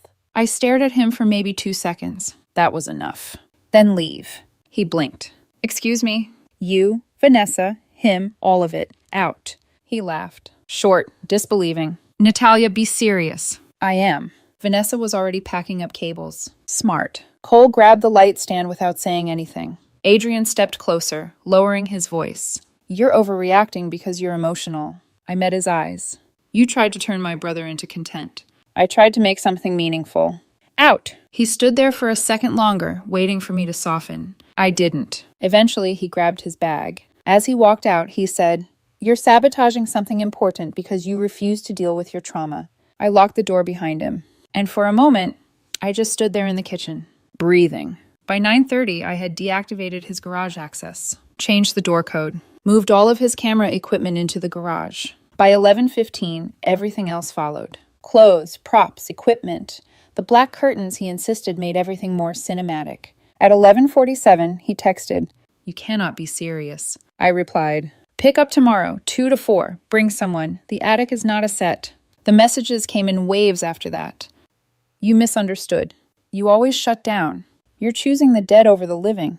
I stopped replying. Sometime after midnight, I walked upstairs. Stopped outside the attic door. Everything was the same. Quiet. Still. And I remember thinking something simple. If someone loves you, they don't look at your worst memory and see an opportunity. The next morning didn't feel like a breakup. It felt like cleanup. Not emotional cleanup. Not the kind where you sit with coffee and replay conversations, trying to figure out where things went wrong. That part was already done. This was structural. Boxes lined up in the garage, labels neat, deliberate, camera gear separated carefully from personal items, even his hard drives wrapped in padded sleeves so nothing could be damaged in transit. I wasn't angry. That surprised me the most. I was clear. Adrian arrived at 2:12 p.m. He didn't come alone. His older sister, Marissa, stepped out of the passenger seat first. Soft expression, neutral tone. The kind of person who speaks gently enough that it takes a moment to realize she's disagreeing with you. Adrian followed behind her, already tense, already rehearsed. Marissa looked at the rows of labeled boxes in my garage and gave a small, controlled smile. This seems a little extreme, she said. It's organized, I replied. Adrian didn't waste time. I said something wrong, he said, in a bad moment. I leaned against the frame of the garage door. You built an entire concept around my brother. We hadn't finalized anything. That made me laugh once. I couldn't help it. You had a title page, I said. You had a crew in my house. Marissa stepped in, voice soft, measured. Maybe everyone just needs to slow down. I'm not rushed, I said. I'm done. Adrian exhaled sharply, like patience was something he was forcing himself to perform. You always do this, he said. You shut down instead of talking things through. I looked at him, really looked. And for the first time, I noticed something I hadn't before. He wasn't trying to understand. He was trying to redirect. This isn't a communication issue, I said. You crossed a boundary I made very clear. It was a creative direction, he snapped. You're acting like I did something unforgivable. I didn't raise my voice. You did. Marissa shifted slightly, glancing between us. Adrian cares about you, she said. He just sees things differently. That's the problem, I said. Adrian ran a hand through his hair, pacing once across the driveway. Can we just pause, he asked. A week, let things cool down. I already made the decision. He stopped, looked at the boxes again, then at me. And that's when he said the thing that ended whatever was left. You know this wouldn't have blown up, right? He said. That video could have changed everything for me. There it was. Clear, unfiltered. Not about us. Not about respect. About reach. I felt something settle inside me. Not anger. Not sadness. Just confirmation. That's exactly why this is over, I said. His face shifted. Confusion first. Then frustration. Then something sharper. You never support what matters to me, he said. I supported your work, I replied. I didn't agree to become part of it. He laughed, but there was no humor in it. That's dramatic. No, I said quietly. It's accurate. For a second, neither of us spoke. Then, like a switch flipped, his expression changed again. Tears. Fast. Sudden. The kind that arrive fully formed, as if they've been waiting for the right moment to be deployed. This is insane, he said, voice breaking. You're throwing everything away over one sentence. I didn't move. It wasn't one sentence, I said. It was everything leading up to it. Marissa placed a hand lightly on his arm. Let's just get your things, she murmured. And just like that, it was over. No shouting, no scene. Just the sound of boxes being loaded into the back of her SUV. At one point, Adrian paused when he saw how carefully I had packed his equipment. He stared at the padded drives for a moment, like he didn't understand how kindness could exist alongside finality. Before getting into the car, he looked at me one last time. "You're going to regret this," he said. "You embarrassed me." I held his gaze. "No," I said. "I'm going to regret not seeing this sooner." He didn't respond. He just got into the car and left. I thought that would be the end of it. I was wrong. By Sunday evening, the messages started. Not from him, from other people. Vanessa first. A long paragraph about how horror creators explore difficult truths and how not every uncomfortable story is exploitation. I didn't reply. Then Marissa. "Avery," she corrected herself in the next message. "Adrian isn't doing well. Maybe you could show some grace." Grace. That word lingered longer than it should have, because it implied I had done something cruel. By Monday morning, it spread further. A mutual acquaintance messaged me on Instagram. "I heard you weaponized your brother's death to shut down Adrian's project." That phrase irritated me enough that I responded. Just once. I sent a photo. The storyboard. The boy in the attic. There was a pause.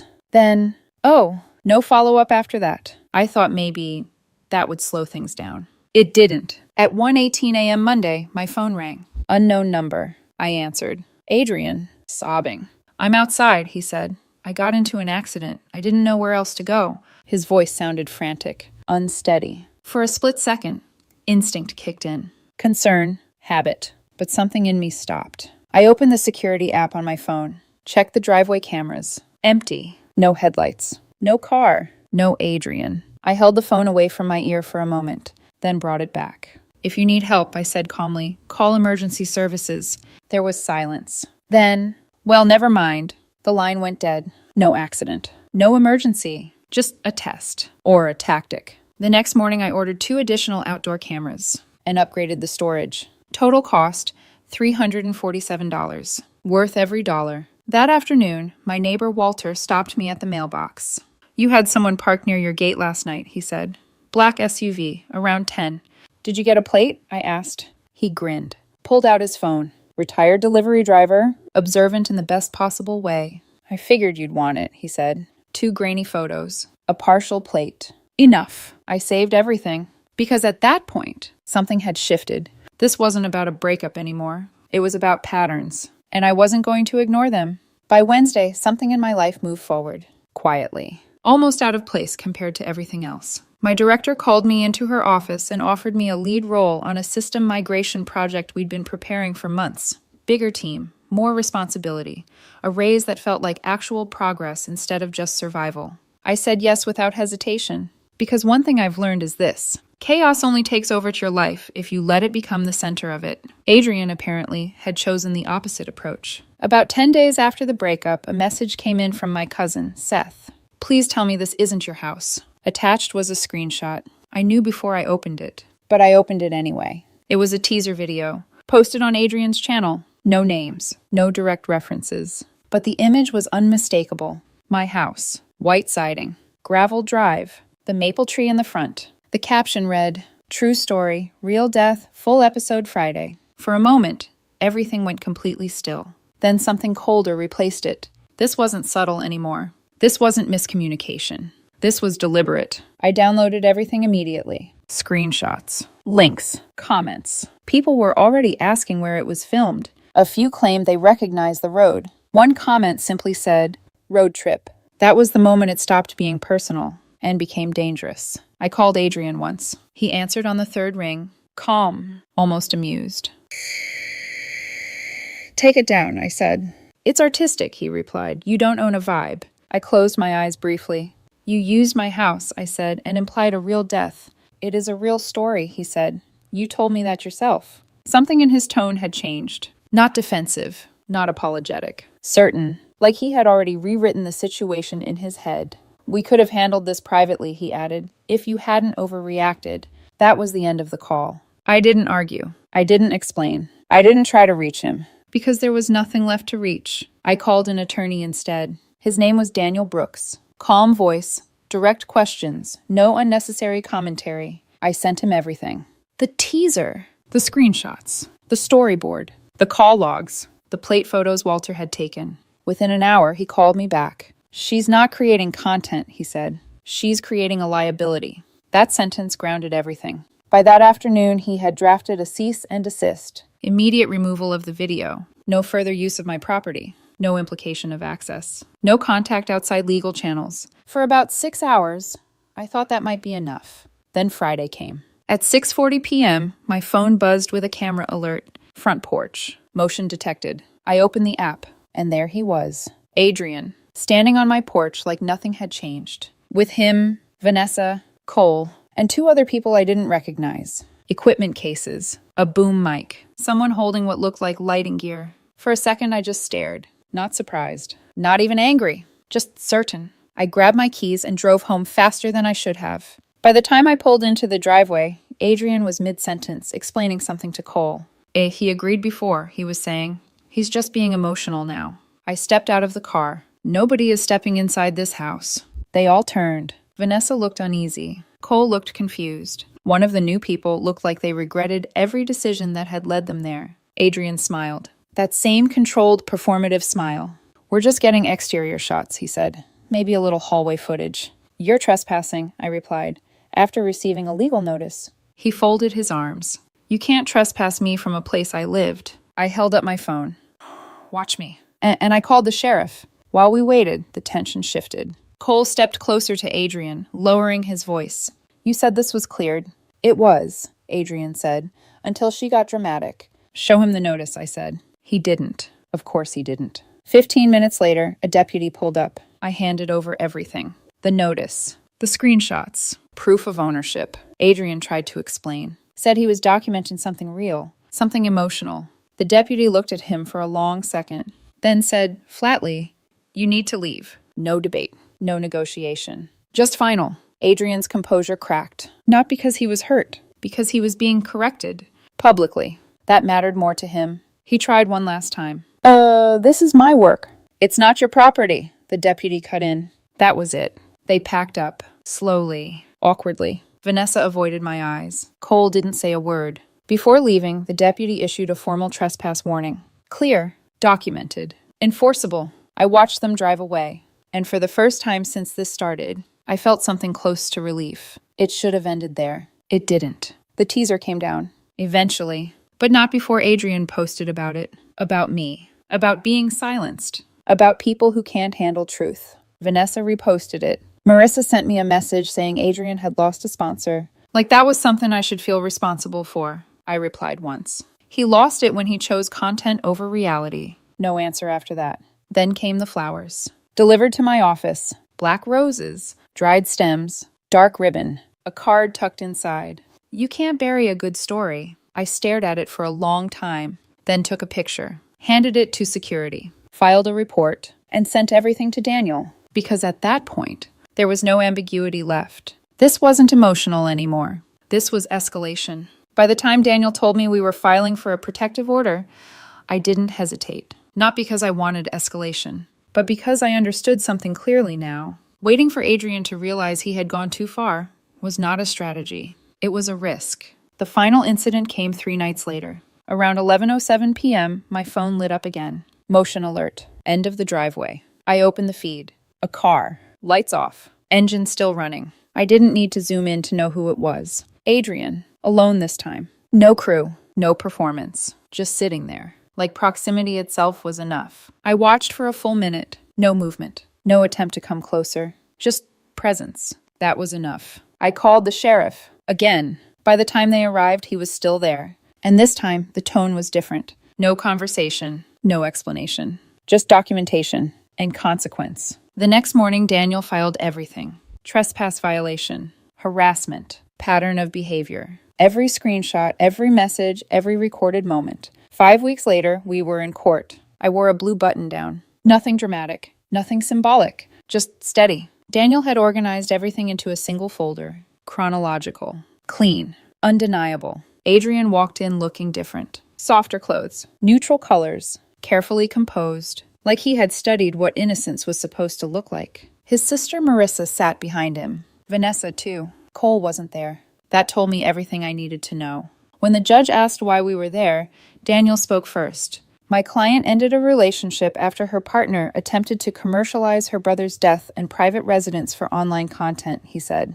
Since that point, he has engaged in repeated unwanted contact, property-based harassment, and public posting that could attract strangers to her home. No emotion, no exaggeration, just facts. Adrian's lawyer responded exactly how I expected. Misunderstanding, creative differences, emotional fallout from a breakup. No malicious intent. Then Daniel began presenting evidence. The storyboard, the teaser, the messages, the late-night call, the security footage, and finally, the card.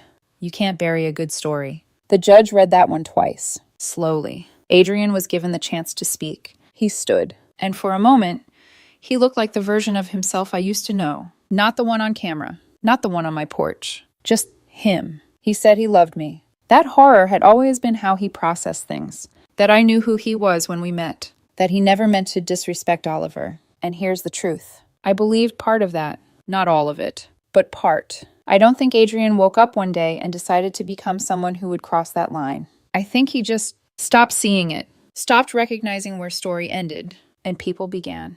When it was my turn, I didn't say much. I had already decided what mattered. I never asked him to stop doing what he loves, I said. I asked him not to use my brother's death as material. I paused. He continued anyway. That was enough. The order was granted. 1 year, no contact, no indirect contact. 500 feet away from my home, my workplace. No posting images, no references suggesting access. Clear, simple, final. Outside the courthouse, Marissa caught up to me. She really did love you, she said quietly. I looked at her for a moment. That wasn't the issue, I replied. Then I walked away, and that was the end of it. Or at least the end of him in my life. The house is quiet again now. Not the heavy kind of quiet. Not the kind that feels like something is missing. Just normal. I repainted the attic trim, replaced the old desk lamp, had an electrician install better lighting. Not to erase anything. Not to preserve it exactly as it was. Just to take care of it the right way. A few weeks later, I met someone. Daniel. Not dramatic. Not loud. The kind of person who listens more than he speaks. The first time he came over, he glanced toward the attic stairs and asked, "Is that space private?" "Yes," I said. He nodded, and didn't ask again. That was all it took. We're taking things slowly, carefully, the way something real is supposed to begin. As for Adrian, I've heard things. Lost sponsorships, shifted content, stories about a controlling ex. That part doesn't matter. People like him always find a way to keep telling a version of events where they're still the center. But I'm not part of that version anymore. And I don't need to be, because the truth is simple. Some people say they love dark stories, but what they really love is access. Access to fear, to grief, to the worst moment of someone else's life. They call it art, or honesty, or content, because those words sound better than what it actually is. If someone can stand in a place where a family lost someone, and think about lighting, about angles, about views, they are telling you exactly who they are. Believe them. The problem isn't horror. It isn't ambition. It isn't even the camera. It's what someone chooses to do when they're standing in front of your pain, and whether they see it as something to respect or something to use. My name is Miranda Foster. I'm 29 years old, and the night my relationship ended didn't sound like heartbreak. It sounded like laughter. Not mine. Theirs. And the worst part wasn't even the jokes. It was the moment I realized the man standing next to me was laughing too. Ethan Cole and I had been dating for 3 months. We met through mutual friends. It was easy in the beginning, the kind of easy that makes you think you've stepped into something stable without even trying. He worked in marketing at a mid-sized SaaS company called Braden and Company Solutions. He talked about it often, the people, the culture, the energy. I listened. I didn't say much about my own work. Not because I was hiding anything, just because explaining it properly takes time, and early on I wasn't sure Ethan was the kind of person who cared about details that didn't immediately impress a room. I'm self-employed, I told him once casually. Consulting, business development. He nodded like he understood, but I could see it in his eyes. He'd already filled in the blanks. Something small, something flexible, something unimpressive. I didn't correct him. It didn't seem important, at least not yet. Last Friday, he invited me to his company's recognition night. Big event. Ballroom, open bar, awards. I want you to meet everyone properly, he said, smiling like this mattered. So I showed up. Black dress, minimal jewelry, hair pulled back. The version of myself that doesn't need attention, but never disappears. At first, everything was fine. I shook hands, smiled, listened to small talk about quarterly targets and client wins, the usual corporate rhythm.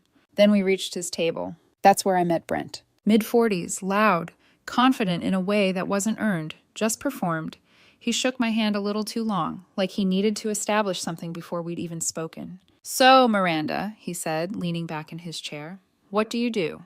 "Business consulting," I replied. "Independent." That was all it took. He smirked. "Independent," he repeated, glancing around the table. "So, freelancing." I smiled politely. "You could say that." He laughed, just loud enough for everyone to hear. "Freelancing," he said again. "That's what we're calling unemployment now?" A few people chuckled. I didn't react immediately, because sometimes silence says more than defense. But then I felt it. Ethan's hand on my arm. Light, casual. "Hey," he said softly, like I was the one making things awkward. "You don't have to get defensive. Brent's just joking." "Just joking." I glanced at him, waiting, just for a second, for him to say something else. He didn't. Instead, he turned back to the table, smiling. "She's actually really humble about what she does," he added. "Sometimes too humble." And that was the moment something shifted. Because he wasn't defending me. He was translating me, turning me into something smaller so the room would stay comfortable. After that, it didn't stop. Every question about my work came with a look, a tone, a subtle assumption already agreed upon. "Must be nice," someone said. "No real schedule?" "Yeah," another added.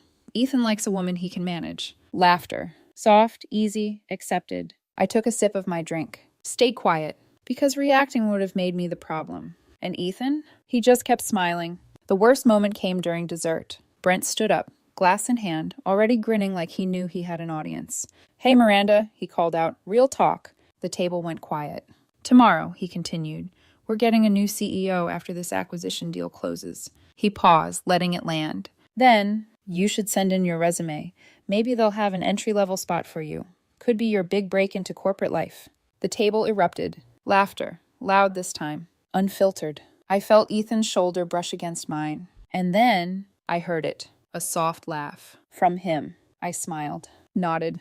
"I'll think about it," I said calmly. What I didn't say was that I already knew exactly who was taking over that company. Around 10 p.m., my phone buzzed. A message from my corporate attorney. "Acquisition announcement is 9 a.m. tomorrow. Board wants you there by 8:30. I stared at the screen for a moment, then locked it, and went back to the table. Back to the laughter. Back to Ethan, who squeezed my hand under the table like that somehow made everything okay. It didn't. At midnight, I drove him home. He was tipsy, relaxed, happy. "Thanks for being a good sport tonight," he said, leaning against the door. "Brent can be a lot, but he means well. It's just office culture." I nodded, smiled, kissed him goodnight, and drove away. At 11:47 p.m., the email came through. Acquisition finalized. Braden and Company Solutions now belong to my company. I didn't sleep that night. Not because I was angry, not even because I wanted revenge, but because there's a very specific feeling that comes when you realize something. That the people who just laughed at you have no idea who you really are. And by morning, they were going to find out. I got to the office at 8:25 Monday morning, earlier than I needed to be. Not because I was nervous, but because I wanted a moment to breathe inside the space before it changed, before they saw me differently. The building looked exactly like it had on Friday night in Ethan's photos. Glass exterior, clean lines, the kind of place that tries to feel bigger than it is. Inside, it was quieter, controlled. No music, no laughter, just the low hum of a company waiting to find out what it had become overnight. I met with the board first. Quick alignment, numbers, messaging, expectations. They spoke to me like they always had, direct, efficient, focused. No jokes, no assumptions, no one asking if I was freelancing. At 9 o'clock sharp, we called the leadership meeting. Conference room, long table, department heads seated, murmuring to each other in that careful tone people use when they sense uncertainty but don't want to show it. I stood just outside the door as the interim CEO, James, began. "As you all know, Braden and Company has been acquired," he said. "I'd like to introduce you to the new ownership." There was a pause, a shift in the room. "Please welcome Miranda Foster, founder and CEO of Foster Holdings." And then I walked in. The silence hit first. Not confusion, recognition. Brent was halfway through lifting his coffee when he froze. The cup hovered just below his mouth, like someone had pressed pause on him. Ethan, he didn't move at all. His face went pale, like something inside him had just dropped out from under his feet. His lips parted slightly. "What?" he mouthed, barely audible. I didn't react. I walked to the front of the room, set my folder down, and nodded once. Professional, measured, controlled. "Good morning," I said. My voice didn't shake, not even a little. I gave the same speech I'd given a dozen times before in rooms just like this. Acquisition overview, transition timeline, structural priorities. I talked about systems, about performance, about accountability. And then, carefully, I added one line. "I'm committed to building a culture where people are valued for their skills and character," I said, meeting the room evenly, not judged by assumptions or superficial labels. I didn't look at Brent or Ethan. I didn't have to. The room felt it anyway. When I finished, I opened the floor for questions. There was a beat of silence. Then Brent's hand shot up. Too fast, too eager, like he thought information might save him. "Yes, Brent," I said. His throat moved as he swallowed. "When did this deal start?" he asked. 4 months ago, I replied calmly. "It closed Friday at midnight. I watched it happen. The calculation, the realization, the exact moment he understood that I had been sitting at his table, listening to every word, while he mocked me." The room stayed quiet. No one else spoke. "Any other questions?" I asked. "Nothing." "Great," I said. "Department heads, I'll be scheduling one-on-ones this week. HR will send the calendar." I closed my folder. Meeting adjourned. And I walked out. I didn't rush. Didn't look back. Because power isn't loud. It doesn't need to be. I made it halfway down the hallway before I heard footsteps behind me. Fast. Uneven. "Miranda, wait." "Ethan." I stopped. Turned slowly. He looked disoriented. Like he'd been dropped into the wrong version of reality. "What the hell was that?" he demanded under his breath. "I have a meeting with the CFO," I said evenly. "You'll need to schedule time if—" "You bought my company," he cut in. I tilted my head slightly. "I bought a company," I corrected. "I didn't know you worked here when I started the deal." His eyes searched my face like he was trying to find the version of me he thought he knew. "And you didn't think to tell me?" he asked. There it was. Not concern. Not reflection. Expectation. I held his gaze. "When would you have liked me to mention it?" I asked calmly. "During drinks when you told your friends I was between jobs? Or Friday night, when your table suggested I apply for entry-level positions?" His jaw tightened. That was just, he started. "Joking?" I finished for him. He hesitated. Because now, the word didn't land the same. I nodded once. Right, I said softly. "Jokes." I turned to leave. "Miranda, don't do this," he said, stepping closer. "Don't let one night—" I stopped again. Looked at him. Really looked this time. "This isn't about one night," I said. My voice was still calm, but colder now. "This is about the fact that you sat there and let it happen," I continued. "You saw it, you understood it, and you chose to go along with it." He ran a hand through his hair, frustrated. "That's just how it works here," he said. "You don't push back on people like Brent. It makes things harder." There it was. The truth. Simple, uncomplicated. "You chose the easier path," I said. "I chose to keep the peace," he replied quickly. I held his gaze for a second longer, then shook my head. "Keeping the peace," I said quietly, "isn't the same as doing the right thing." He didn't answer, because there wasn't one. "I have meetings all week," I added, stepping back. "If you need to speak with me professionally, go through my assistant." His expression shifted then. Something sharper, more personal. "So that's it?" he asked. "You're just my CEO now?" I met his eyes one last time. "That depends," I said, "on whether you can separate the two." And then I walked away. The next 3 days were work. Real work. Numbers. Reports. Meetings that stretched longer than scheduled because the deeper we looked, the worse it got. The CFO walked me through the books. They didn't just have problems. They had patterns. Sales numbers that didn't match projections. Contracts that didn't exist the way they were reported. Inflated performance metrics that made entire departments look stronger than they actually were. Most of it traced back to one place. Brent's team. But marketing, Ethan's department, wasn't clean either. Underperformance. Missed benchmarks. And something else. Something harder to quantify. A culture of avoidance. By Wednesday evening, my calendar was full. And Ethan finally texted. "Can we talk?" I stared at the message for a moment, then typed back. "I'm in transition meetings all week," which was true. 3 dots appeared, then disappeared. Then, "Are we okay?" I didn't answer immediately, because for the first time since Friday night, I wasn't sure what "we" even meant anymore. After a minute, I replied, "I need time to think." The typing bubble came back, stayed longer this time, then vanished. No response. And somehow, that silence said more than anything else he could have written. By Thursday morning, I asked HR to pull Ethan's file. Standard procedure. That's what I told myself when I sent the request. And technically, it was true. I review department leads during every acquisition. I look at performance, team feedback, leadership potential, risk factors. I don't play favorites. I can't afford to. Still, when his file landed in my inbox, I didn't open it right away. I let it sit there for almost 10 minutes, just staring at his name, Ethan Cole. 3 months ago, that name had felt warm to me, easy, familiar, the kind of name that slipped naturally into my day. A text in the morning, a voice in the evening, a hand reaching for mine across a table. Now it looked different. Not because the letters had changed, because I had. When I finally opened the file, the first few pages were exactly what I expected. Performance reviews, department notes, project summaries, competent, not exceptional, solid execution, weak ownership, good presentation skills, inconsistent leadership follow-through. Nothing dramatic, not at first. Then I saw something that made me sit up straighter. 18 months ago, Ethan had applied for a senior role at Foster Holdings. I frowned, scrolled back, read it again. He had made it to final rounds, but the application had been flagged out before executive review. I never saw it at the time. That level stays with HR unless someone clears the process. There was a short notation attached. Not recommended for leadership track placement. Concerns regarding accountability, independent judgment, and integrity under pressure. I read that line twice. Then a third time. The room around me went very still. Because suddenly Friday night didn't feel random anymore. It didn't feel like one bad decision made in a weak moment. It felt familiar. Like a pattern I had just personally stepped into. I kept reading.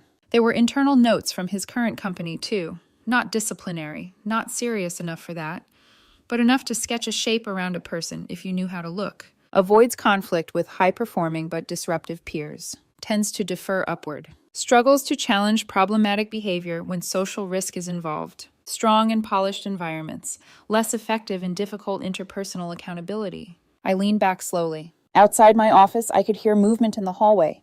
Doors opening, voices passing, the ordinary sound of people moving through a workday. Inside, everything felt quieter. Sharper, because this was the part that hurt in a different way. If Brent had been the obvious problem, Ethan was something harder to define. He wasn't cruel for sport. He wasn't the loud one. He wasn't the person everybody immediately points to and says, "There, that's the villain." He was the person who smiled when it was convenient. The person who looked away when it mattered. The person who let someone else take the hit so he wouldn't have to feel uncomfortable. And in some ways, that sat heavier with me. By afternoon, I asked for broader documentation tied to the departments under review. Culture complaints, exit interviews, unresolved HR concerns. I wasn't looking for him. Not exactly, but I found him anyway. Braden and company had been bleeding junior talent for over a year. Quiet exits, resignations phrased carefully enough not to trigger legal alarms, but honest enough to leave a trail if someone actually wanted to see it. I wanted to see it. So I read everything. Sales came up repeatedly. No surprise there. Brent's name was woven through complaint after complaint.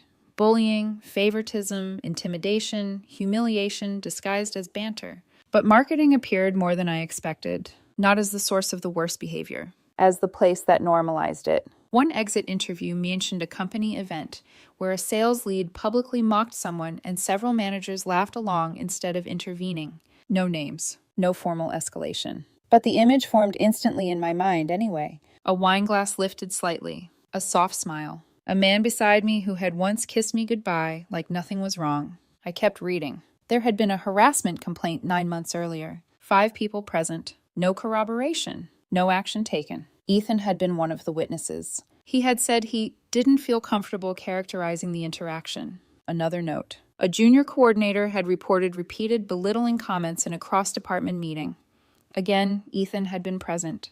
Again, no meaningful statement. Another one. Performance reviews where team members were marked down for not fitting the culture without specific examples. It was never one huge offense. That was the problem. It was 100 small permissions, 100 little silences. Death by cowardice disguised as professionalism. I closed the file and rubbed a hand over my mouth. For a few seconds, I let myself feel it. Not as CEO. As a woman who had wanted to believe better things about someone. Because that's what betrayal really is most of the time. Not the moment itself. The realization that the moment was never isolated. That you were seeing the truth late, not early. Wednesday night, Ethan texted again. "Please, just talk to me. I looked at the message from my kitchen counter, one hand resting on the edge of the sink. The apartment was dark except for the light over the stove. I hadn't changed out of my work clothes yet. My heels were on the floor by the door. My shoulders ached. I typed, "Tomorrow, 5:30, office." He responded almost immediately. "Okay." No heart, no softness, no attempt to sound like my boyfriend. Just okay. And maybe that was fitting. Because by then, he wasn't really my boyfriend anymore. He just hadn't accepted it yet. Thursday dragged. Board updates in the morning. A vendor call at noon. 2 leadership reviews. A meeting with legal. By the time 5:30 arrived, my head was pounding. But when Ethan walked into my office, I sat straighter. Professional. He paused just inside the door, like he didn't know which version of me he was allowed to approach. "Hi," he said. I didn't return it. "Sit down, Ethan." That landed. He noticed the use of his name. Not babe, not anything soft, just Ethan. He sat. For a second, neither of us spoke. Then he exhaled. "I know Friday was bad," he said. "I know I handled it badly." I folded my hands on the desk. "This meeting is about more than Friday." His face tightened. "Of course it is," he said, a trace of bitterness slipping through. "Because now everything is about work." "No," I said evenly. "Everything is about pattern." That stopped him. I opened the file in front of me. "You were present during at least 3 documented incidents involving HR concerns," I said. "You chose not to corroborate any of them. You've received repeated feedback around conflict avoidance, leadership inconsistency, and accountability failure. You've also contributed to a team culture that protects comfort over integrity."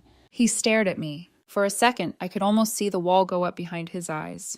"This is insane," he said quietly. "You're turning my personnel file into a breakup speech." "No," I replied. "I'm refusing to separate character from leadership when the two keep proving they're the same thing." He leaned back, jaw tight. "You're punishing me because I didn't defend you in front of Brent." I held his gaze. "I'm evaluating you because you consistently fail to act when acting costs you something." "That is not fair." Neither was Friday. Silence. He looked away first. Toward the glass wall, the darkening office outside, anything but me. When he spoke again, his voice was lower. "You don't understand what it's like in places like this," he said. "People like Brent make themselves untouchable. If you go against them, they make your life miserable." I nodded once. "So you chose self-protection." "I chose reality." "No," I said quietly. "You chose the version of reality that demanded the least courage from you." His eyes flashed. "That's easy for you to say. You're the one with all the power now." The word now echoed in my head. "Now." As if I had only become real the moment he could no longer dismiss me. As if the woman sitting in front of him hadn't been the same woman last Friday. Same mind, same standards, same worth. Only the title had changed. And suddenly, so had his tone. I reached for the folder beside me. "Effective Monday, you'll be placed on a 90-day performance improvement plan," I said. "Clear benchmarks, leadership expectations, accountability metrics. Your direct manager will walk you through the structure." He blinked. Actually blinked. Like I'd slapped him. "You can't be serious." "I am. This is personal. This is documented." He stood too fast, the chair rolling back a few inches. "You're really doing this," he said, voice tightening.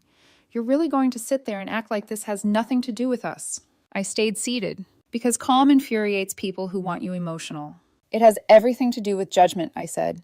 "What you do when it matters. Who you become when pressure enters the room." He gave a short, humorless laugh. "So that's it? I'm the bad guy now?" I looked at him for a long second. "No," I said. "Brent was the bad guy." His expression shifted.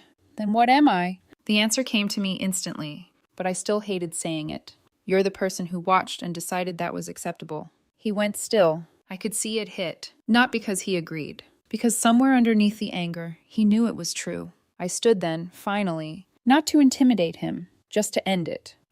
"You'll have the same chance anyone else gets," I said. "Support, clarity, process. What happens after that will be up to you." He looked at me like he wanted to say 10 different things and couldn't decide which would wound me most. In the end, he chose the easiest one. "I thought you were different," he said. I walked around the desk and opened the door. "I am," I replied. That was the last thing I said before he left. After he was gone, I stood there alone in the office, hand still on the door handle. The room felt larger somehow. Colder. Not because I regretted it. Because some endings don't break all at once. They separate quietly. Like a seam giving way under pressure you ignored for too long. And I knew with a certainty that felt heavier than anger. Whatever Ethan and I had been before that night at the gala, it wasn't surviving this. I fired Brent on Friday at 5:45 p.m. Not because of what happened at the gala. That part almost felt irrelevant now. By the time the audit was complete, there wasn't anything subjective left to argue about. 23 instances of falsified sales reports, inflated numbers, contracts that didn't exist the way they'd been presented. Patterns. Clear, documented, unavoidable. Security walked him out. He didn't say much at first, just kept insisting there had to be some kind of mistake, that numbers got messy sometimes, that everyone did it. Then, right before the elevator doors closed, he looked straight at me. "This is because of Friday," he said. I held his gaze. "No," I replied calmly. "Friday just made it easier for you to believe that." The doors shut, and just like that, the loudest voice in the building was gone. The silence he left behind was noticeable. Over the weekend, 3 people reached out to me privately. Junior staff, quiet ones. The kind who don't speak up unless something finally shifts enough to feel safe. "He's been doing that for years," one of them said.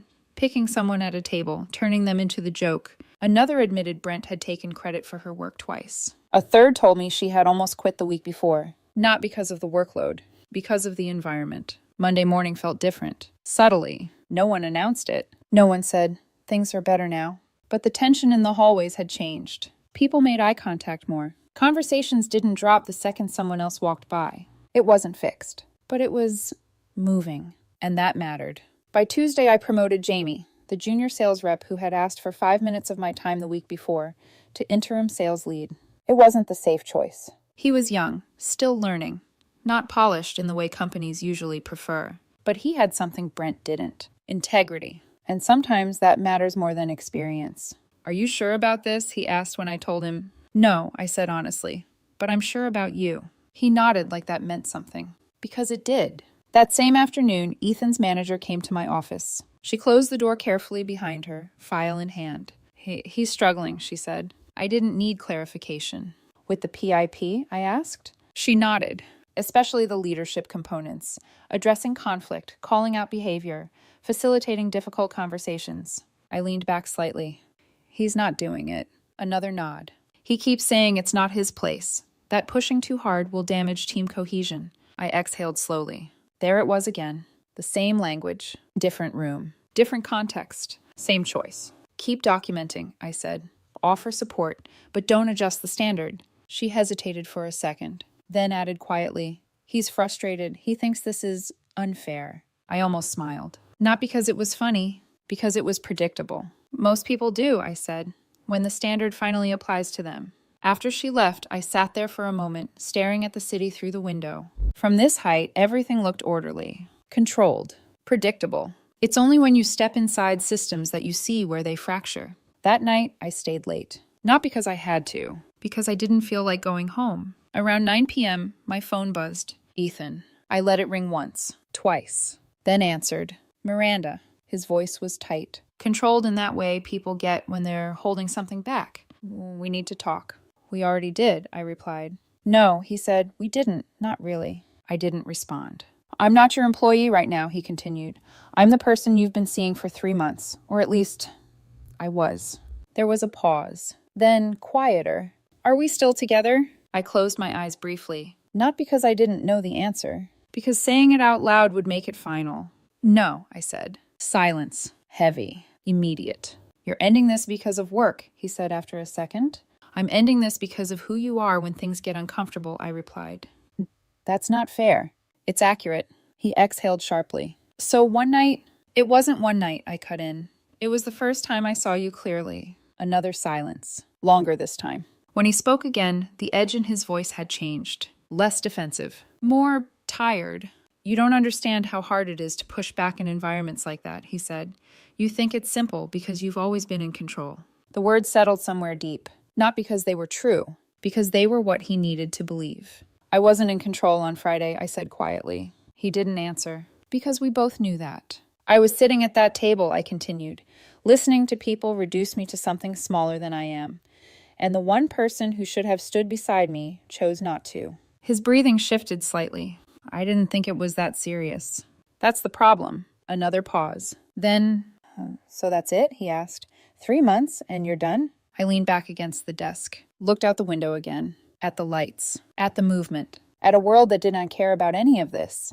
"Yes," I said. This time I didn't hesitate. He let out a short laugh. Not amused, just empty. I thought you were different, he said. I'd heard that before, recently, from him, from someone else. Maybe from people who needed me to be easier to accept. I am, I said again, and then I hung up. No drawn-out goodbye. No second chances disguised as soft endings. Just done. The next few weeks moved quickly. The company stabilized in ways that numbers alone couldn't fully explain. Revenue improved. Not dramatically at first, but consistently. Because when numbers are real, they behave differently. The pipeline made more sense. Forecasts aligned with outcomes. People stopped scrambling to explain gaps that shouldn't have existed. And internally, something shifted. Meetings felt different, less performative, more direct. Not comfortable, but honest. Ethan, on the other hand, didn't adjust. His manager's updates became more consistent. Missed deadlines. Avoided conversations. Attempts to reroute responsibility instead of addressing it. At one point, he delegated a conflict resolution task to a junior employee, someone with no authority to handle it. When confronted, he said he was empowering the team. It wasn't empowerment.